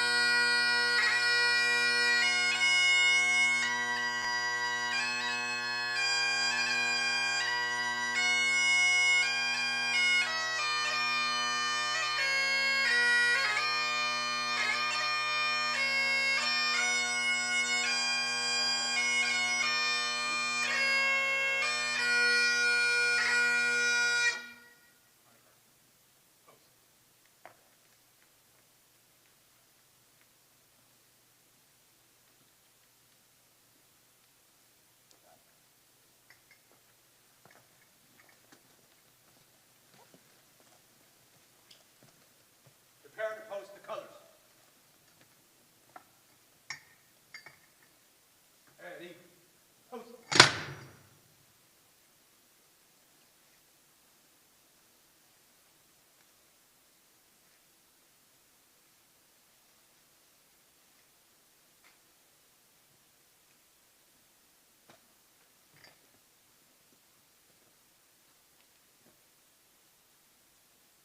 Honor guard and all uniformed personnel, present,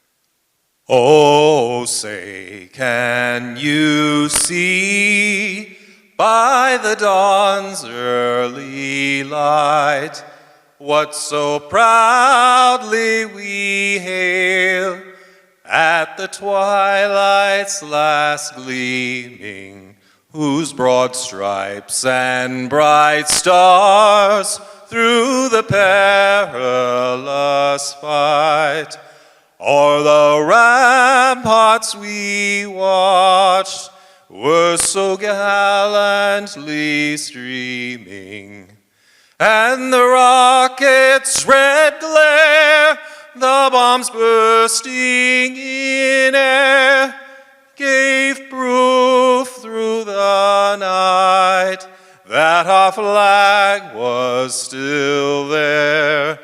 Oh, say does that star-spangled banner yet wave o'er the land of the free and the home of the brave.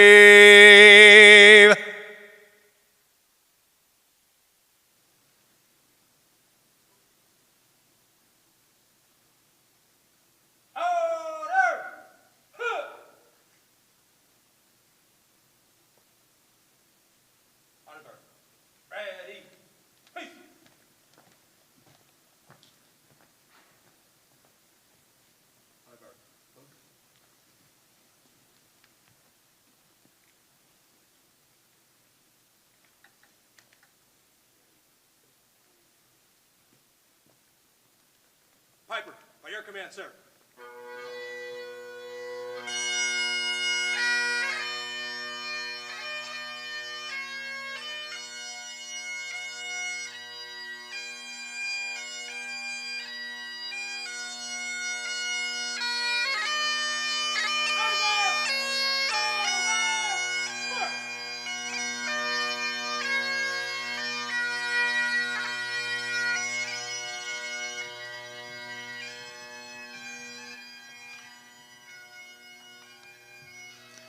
Please be seated.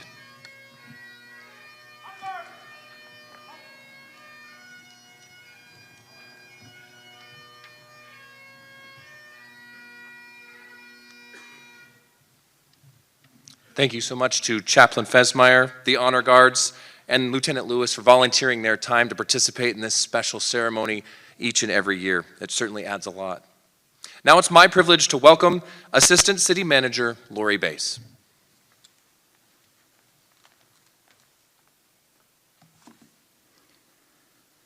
Good morning. It's an honor to be here today as we pay tribute to Officer Zane Coolidge and retired Deputy Chief Don Williams. They made the ultimate sacrifice in service to our community. A special thank you to their family members. We know that the work of a public servant requires selflessness, dedication, and courage. These gentlemen exemplified those qualities and so much more. Thank you for sharing them with us. And please know that the City of Phoenix will always be here for you. I'd like to recognize Mayor Gallego, members of the City Council, and union representatives who are in attendance today. I am also grateful for the show of support from city employees as we honor and remember those that we lost last year. At this time, I'd like to ask anyone with a personal connection to Officer Coolidge, Deputy Chief Williams, or any other employee whose name is already etched on the employee memorial wall to please stand. I'd like to personally thank you for your sacrifice.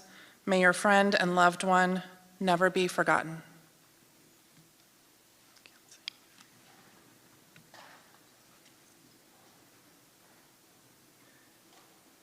Please join me in a round of applause.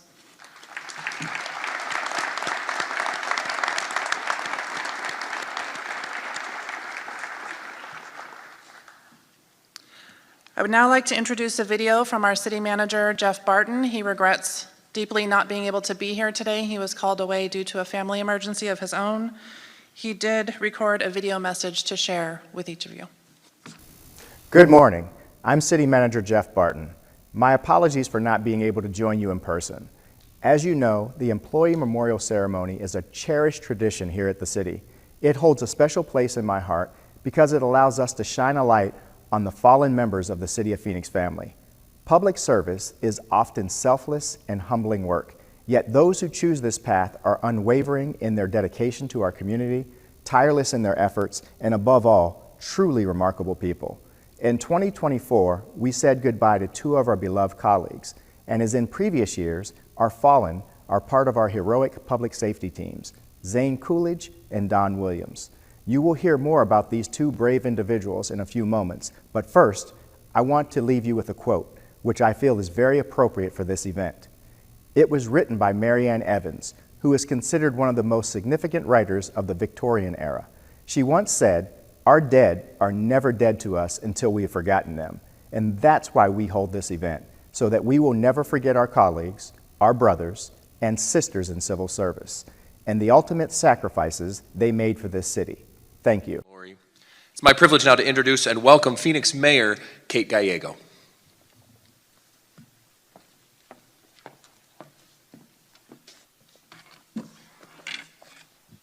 Good morning, and thank you for being here today. It is a privilege to be able to honor the lives so well lived, the service and the sacrifice of those who serve our great city. I'm joined here today by Vice Mayor O'Brien, Councilwoman Stark, Councilman Robinson, Councilwoman Guardado, and Councilwoman Hodge-Washington. To my colleagues, thank you for being here today to honor those we have lost.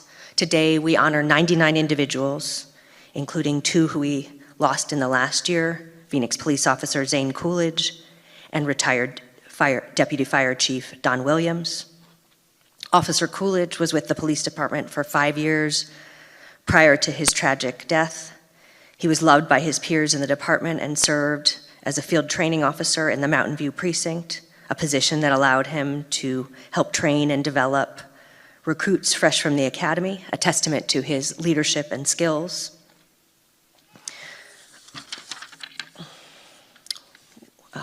We are so pleased to be joined by Zane's family, including his wife Kristen and his daughter Emma, who I understand is about to turn a year old.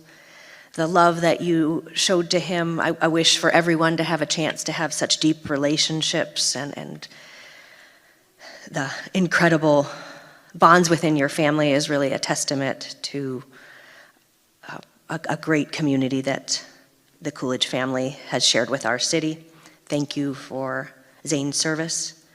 Chief Williams' tragic passing last year from occupational cancer serves as a reminder of the sacrifices made by our first responders. The Williams family, you are truly a family of public servants. Don Williams' wife served our dispatch through the Phoenix Fire Regional Dispatch Center, and now his daughter is a 911 dispatcher, and son, currently a battalion chief for the Phoenix Fire Department. The Williams family is part of the fabric of this city's public service. Don's wife, daughter, and son share in the legacy in their own roles with the city. Together, the Williams family represents what it means to be dedicated to this community and to one another. We want to express our deepest gratitude. Your commitment to our city is profound, and we honor not just Chief Williams' contributions, but your entire family's service. We are forever grateful to the families represented here for your strength, sacrifice, and ongoing contributions to the city of Phoenix. The Employee Memorial is a very special place. Not every city has such an important location or holds a ceremony like this, but it really shows, I hope, our values as a city. We had a very important council meeting this week in which our residents testified again and again about how much they value the work of the city of Phoenix and the work that our employees do. I wish all had had a chance to hear the kind words for those who serve Phoenix. The 99 individuals remembered today are more than just our colleagues. They were public servants who dedicated their time, their energy, and their talents to making the city a better place for all of us. We honor their legacies and values by continuing to deliver excellence to those we serve. For those of you who worked with these individuals, we not only mourn their loss, but also cherish our memories with them. To the friends, families, and colleagues who are with us today, know that we stand with you, and together we will keep their memories alive. One of the great privileges of serving as mayor is I get to ask the people of Phoenix to honor the most important events happening in our city. And so I want to share this proclamation. The city of Phoenix relies on the dedication of the more than 14,000 city employees working across 41 departments, all of whom made the decision to devote their careers in public service to making sure our city remains a safe and beautiful home for more than 1.6 million residents. Public service is a noble calling, and those who answer the call knowingly accept the risks that come with that role. Over the course of our city's history, we have tragically lost 99 devoted employees. We express our gratitude for their decision to dedicate their professional lives to making our community stronger, and recognize the vital role they play in the growth of the city's neighborhoods, infrastructure, and institutions. Their commitment to the betterment of Phoenix has earned them an eternal legacy, one that lives on in our city and in our hearts. The Phoenix Employee Memorial, located at City Hall, stands as a lasting tribute to these individuals, ensuring that their service and lives are not forgotten. Each name represents a life committed to public service, and we stand with their friends, families, and colleagues with deep appreciation and share in their profound loss. It is our duty to ensure the devotion is never forgotten. Now, therefore, I, Kate Gallego, Mayor of the City of Phoenix in Arizona, in accordance with the law, do hereby proclaim March 17th to the 21st as Phoenix Employee Remembrance Week in the City of Phoenix, and urge every one of our residents to remember these exceptional men and women for their incredible service to our community. Thank you.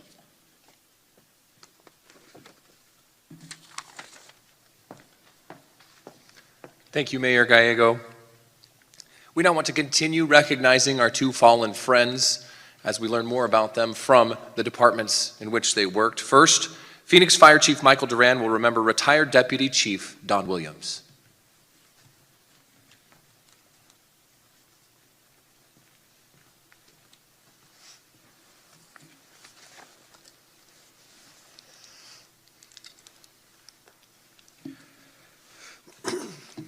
Good morning. It's an honor to be here this morning to speak about retired Deputy Chief Don Williams. I first want to thank the Honor Guard and city staff for all their work leading up to today's ceremony so that we, along with the families, can honor our loved ones. Thank you, Mayor, City Council, City Manager Jeff Barton, for their leadership and support of this important occasion. Today we gather to honor a truly remarkable individual, not only in stature and presence, but a leader whose impact on the Phoenix Fire Department and community will never be forgotten. Deputy Chief Don Williams. Don spent his entire 37-year career in fire operations, starting out as a firefighter in one of our busiest fire engines, Engine 33, and eventually retiring as a deputy chief as one of our on-duty shift commanders. Don was the embodiment of dedication, selflessness, and professionalism. His contributions to the Phoenix Fire Department span decades, and his legacy is woven deeply into the fabric of our department. As we remember Don today, we recognize not only the immense personal and professional sacrifices he made throughout his career, but also the critical changes he brought to the way we respond to emergencies and ensure the safety of our firefighters. Don's devotion to the incident command system was unwavering and paramount. He was instrumental in sustaining and enhancing its development, shaping how we respond to large-scale incidents with clarity, coordination, and precision. For firefighters, the incident command structure refers to the structured, standardized approach used to manage emergency situations effectively. It provides a clear chain of command, roles, communication, and responsibilities during emergencies and utilized by fire departments across the United States and internationally. Don's instructional guidance and leadership in this area helped streamline our operations, improving the way we manage everything from structure fires to major medical incidents, ensuring both the efficiency of our response and, most importantly, the safety of our firefighters and community. His influence went far beyond operational strategy. As an instructor and mentor, Don taught generations of firefighters not just the technical aspects of the job, but the core values of who we are as an organization. He didn't just train firefighters, he shaped them into leaders, instilling in each of us the importance of situational awareness, preparation, and safety. Don's dedication to firefighter safety was unparalleled. He constantly pushed for better equipment, improved protocols and procedures, and more effective training for our firefighters. He knew the best way to protect our community was to first protect the brave men and women on the front lines, and his tireless efforts ensured that we were better equipped to do so, both mentally and physically. Unfortunately, despite his retirement, Don's story is not without sorrow. He contracted cancer, which was associated with the many years he spent on the line of duty, and we mourn his passing. But in his retirement, Don found peace, knowing he had given everything to his family, his career, and his community. His legacy lives on through the lives of the countless people he mentored, the systems he improved, and the lives he saved. And although Don dedicated much of his life to the fire service, he balanced his time and devotion with his family, his wife Patty, his daughter Kathy, his son Tom, and his grandchildren. And as mentioned, all of them serving at one time in the Phoenix Fire Department together. Don also enjoyed his friendships, and he had many friends across the department. It was apparent as many retired and active firefighters joined his family in January to celebrate his life. Today, as we reflect on Don's remarkable career, let us not only mourn his loss, but celebrate his life, a life of service, a life of sacrifice, and a life that has changed us all for the better. Deputy Chief Don Williams, thank you for your service. Thank you for your leadership, and thank you for making us better, every single one of us. You will forever remain a part of the Phoenix Fire Department family, and your legacy will continue to guide us as we move forward. Rest in peace, Chief Williams. You will never be forgotten.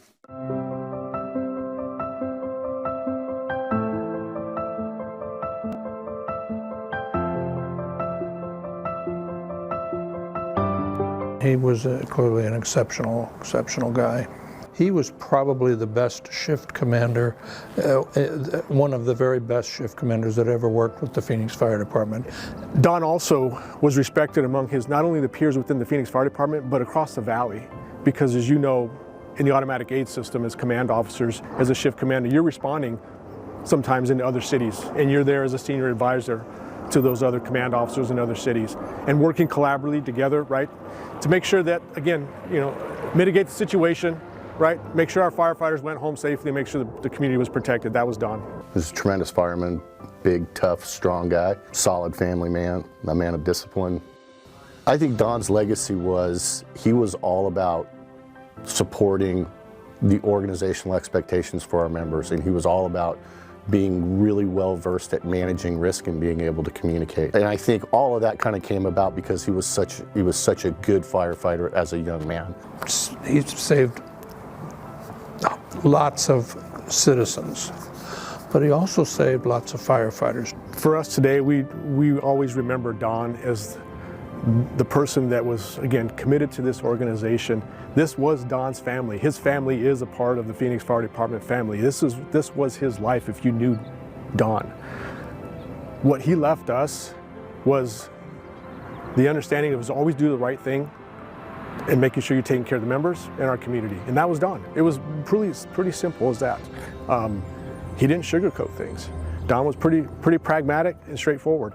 And I think that's why people respected him and loved him, is because of that communication, is that, this is what you were gonna get from Don, right? And he was gonna tell you, right or wrong.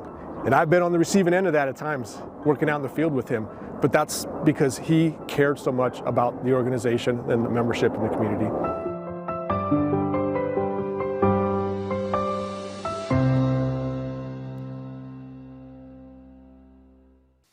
It's beautiful to hear those tributes from those who work closely with Don Williams. Thank you, Chief Duran. We'll now hear from Phoenix Interim Police Chief Michael Sullivan, who will share his thoughts on Officer Zane Coolidge.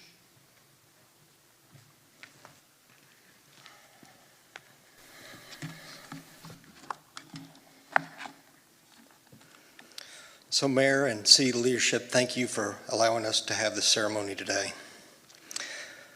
Today we come together to honor and remember those we've lost in service to this community by their work and dedication as City of Phoenix employees.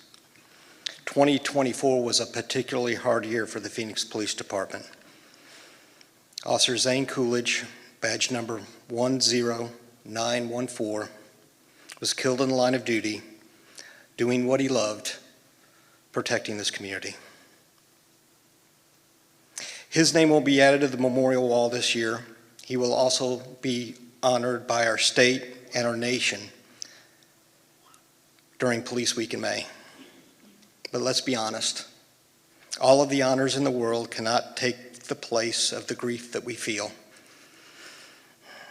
It's raw, it's still very, very real, and the void of losing him will never be filled. Officer Coolidge was a shining example of what it means to be a servant leader. From the day he started with the Phoenix PD, he had an unwavering commitment to the profession, to the department, and to this community. Zane was always the good cop and a compassionate protector. He was loved and respected by his peers and his supervisors. His wife, Kristen, who I've gotten to know since Zane's passing, lost a loving partner, soulmate, and friend. And his little girl, Emma, who was just 5 months old when he passed, will be forced to learn of her dad, who he was as a man, a father, and a police officer through pictures, videos, and stories. The impact of Zane's loss has had a tremendous effect throughout this entire department. His precinct, squad, academy mates have all been impacted. You don't just get over the loss of a loved one or a close friend. You just learn to live with a new reality. In public safety, we say never forget. We will never forget the sacrifice of Officer Coolidge made for this community, and we will never forget Kristen, Emma, and all of his loved ones. They will forever be part of the Phoenix Police Department family. I would also like to acknowledge Deputy Fire Chief Don Williams, who is also being honored today. Chief Williams served this community for 30 years, and he is known as a leader who served proudly to ensure safety of this community and first responders. Saving lives was his priority. And doing this, it cost him his life. Fighting fires is an inherently dangerous job, but the hidden danger of exposure to occupational diseases is also very, very real. My thoughts are with his family and loved ones and those who served alongside of him. You also hear the names today of those who have lost their lives over the years. It's with sincere gratitude that we honor their dedication and service to this community and cherish their memory that we have of them. Thank you.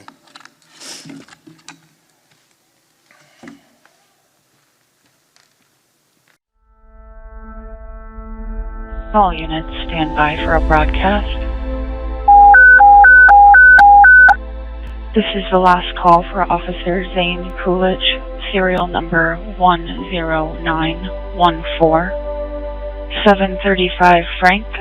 735 Frank is 23 at 13613 North Cave Creek Road. 735 Frank is 107. Good night, sir. You will be deeply missed. Rest in peace.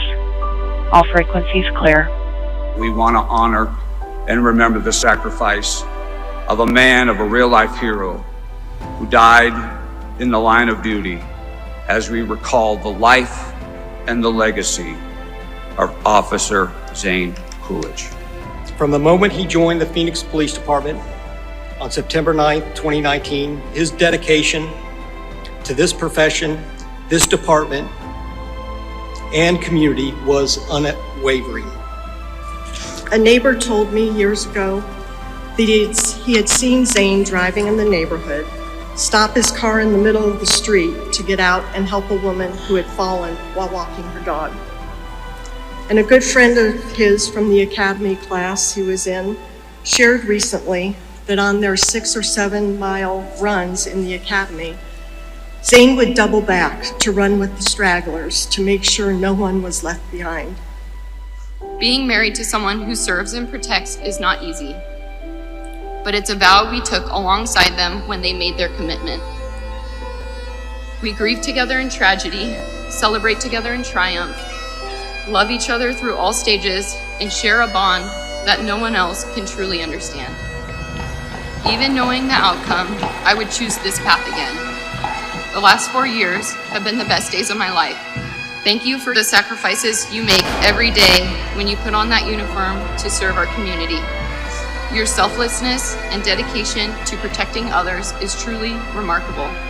I encourage everyone to remember Zane's compassion, courage, selflessness, empathy, kindness, integrity, and loyalty to me, his daughter, his family, his friends, his community, and commitment to the Phoenix Police Department. These are the moments we pray never happen.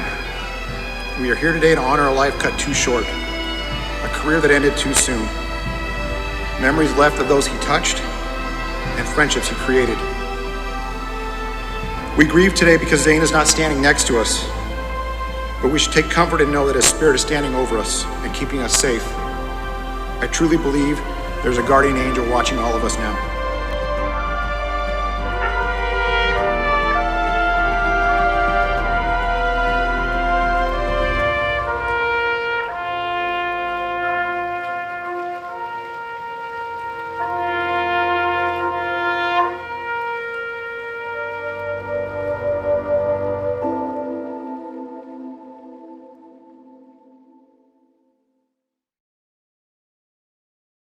Hope you enjoyed those touching tributes to Don Williams and Zane Coolidge. Thank you, Chief Sullivan, for your words as well. Before we started the program today, you heard some of the beautiful music performed by the quartet behind me here, and that includes Phoenix City employee Lauren Evans. And joining her now are Genevieve Airbright, Emma Mazer, and Oksana Cochran to perform the song Danny Boy.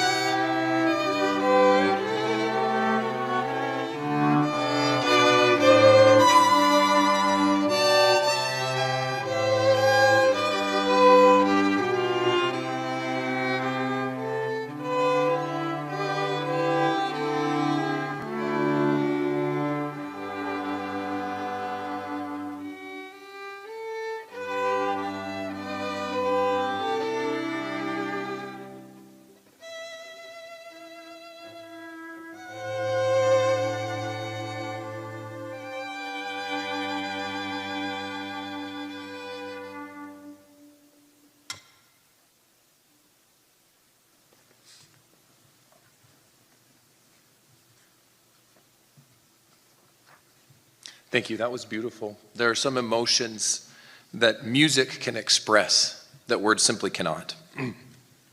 Right now, we'd like to welcome representatives from the city's employee unions and associations.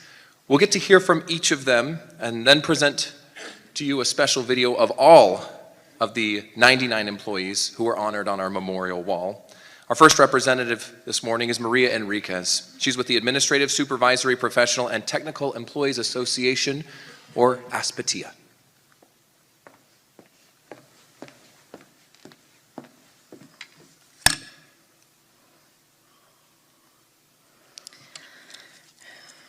Good morning. My name is Maria Enriquez. I am the Vice President of ASPTIA, the Administration, Supervisory, Professional, and Technical Employee Association. ASPTIA represents the hardworking Unit 7 City of Phoenix employees. Our employees vary from administrative and supervisory roles to technical and professional positions. We represent the largest employee group, covering approximately 4,100 positions across our unit. Our primary mission is to represent Unit 7 employees during contract negotiations. We advocate for healthcare plans, work rule improvements, wage increases, deferred comp program enhancements, and other benefits. ASPTIA is also dedicated to providing labor relations support related to employee discipline, FMLA and ADA processes, and other workplace challenges. With such a large and geographically dispersed membership, we make it a priority to stay connected. Throughout the year, we organize meet and greet sessions with various departments to ensure our members know who we are, what we do, and that we are here to support them. As we remember those that we have lost, Aspetia would like to honor their memory by continuing the arduous work in negotiating for a better future, better wages, and better working conditions. Thank you.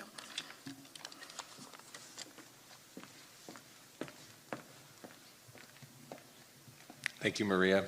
Next, we'll hear from Michael Ruelas with Laborers International Union of North America, Local 777.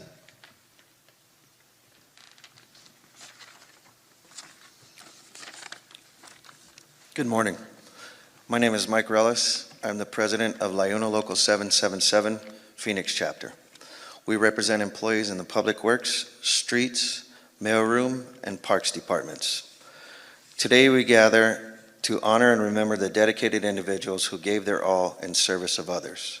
As we stand here together, we reflect not only on the sacrifices they made, but also on the profound impact they had on all of us, both personally and professionally. These employees were the unsung heroes of our society. They were the ones who served on the front lines, who made sure that our communities were functioning smoothly, who ensured that our public services were delivered with efficiency, integrity, and compassion, day in and day out, to make our lives better. As we honor their memory, let us remember that their legacy lives on in each of us. It is in the work we do, the way we approach our duties, and the compassion we show to those around us. Their lives may have been cut short, but their impact will continue to inspire future generations. To their families, we extend our condolences. Please know that we stand with you in carrying on their memory with the Employee Memorial Ceremony and honoring them with their names forever etched on the bricks that help make up the memorial wall. Thank you.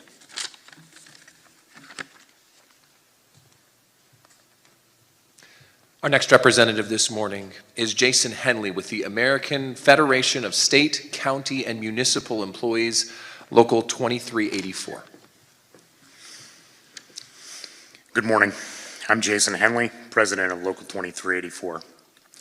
The union representing hardworking men and women of Phoenix is Unit 2. Our mission is simple: to ensure fair wages, safe working conditions, and a voice on the job for those who keep the city running. We advocate for policies that protect workers' rights, promote job security, and improve quality of life for all employees. And why is this important?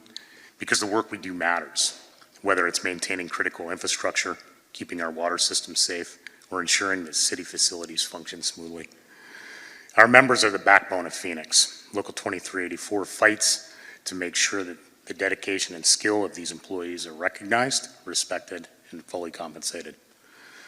For me, a servant leader in this role isn't just about contracts and negotiations, it's about people. I believe in the power of collective action and strength in standing together. And ceremonies like this remind us of what we sacrifice to do what we do.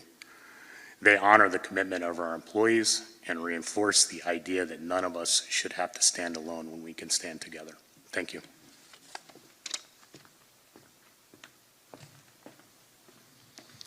Next, we'll hear from Frank Piccioli, who represents the American Federation of State, County, and Municipal Employees, Local 2960. Good morning. My name is Frank Piccioli, president of Local 2960. We represent nearly 3,000 city employees, ranging from armed detention officers to 911 dispatchers, from fire inspectors to crime-like technicians. We all know a labor union's role is to make sure our members are treated fairly in the workplace, but in reality, it goes far beyond that.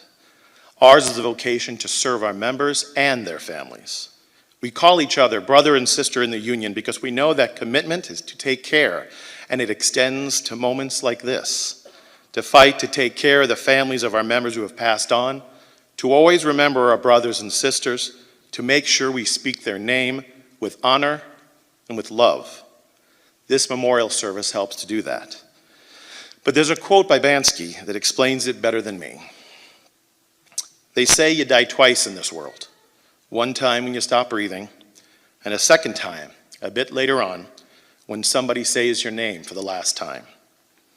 All of the unions here today strive to make sure we always say their name, and that last time never occurs.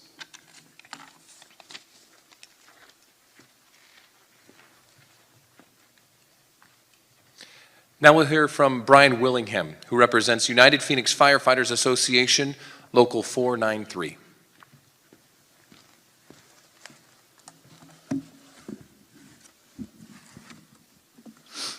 Good morning. My name is Brian Willingham, and I'm the president of the United Phoenix Firefighters Association, Local 493. Our organization represents the men and women of the Phoenix Fire Department, those who dedicate their lives to protecting and serving this great city. More than just a union, we're a family, committed to ensuring our members have the resources, training, and support they need to do their jobs safely and effectively. Today we gather to honor those who devoted their lives to public service, city employees who work tirelessly to make Phoenix a better place. This ceremony is more than a moment of remembrance. It is a promise that their contribution will never be forgotten. For me, standing here is a reminder of why I serve in this role, to make sure that the sacrifices made by our members and by all who serve are never overlooked. This moment is especially meaningful for me as we honor my personal friend, Don Williams, a damn fine man.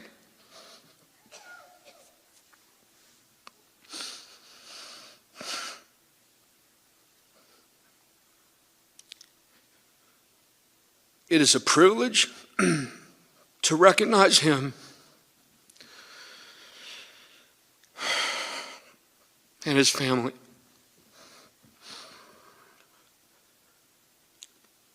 Along with all those who gave so much to this city. Thank you for allowing me to be a part of this moment.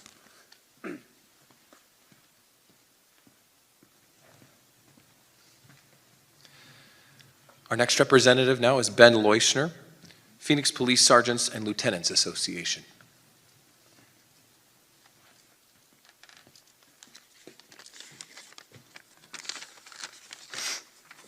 Good morning. My name is Ben Leuschner, and I'm the president of the Phoenix Police Sergeants and Lieutenants Association, or PPSLA. I am honored to represent our members as we honor those that have given the ultimate sacrifice while working for the city of Phoenix. For those that may not know, PPSLA represents approximately 450 sergeants and lieutenants of the Phoenix Police Department. It is our mission to advocate for the due process rights of our members, to uphold the professionalism of law enforcement, and to build positive relationships with the stakeholders of our community. We do not believe this is a zero-sum game where we win and someone else loses. Rather, we believe that by working together, even with those that we do not always agree with, we can make the department a better place to work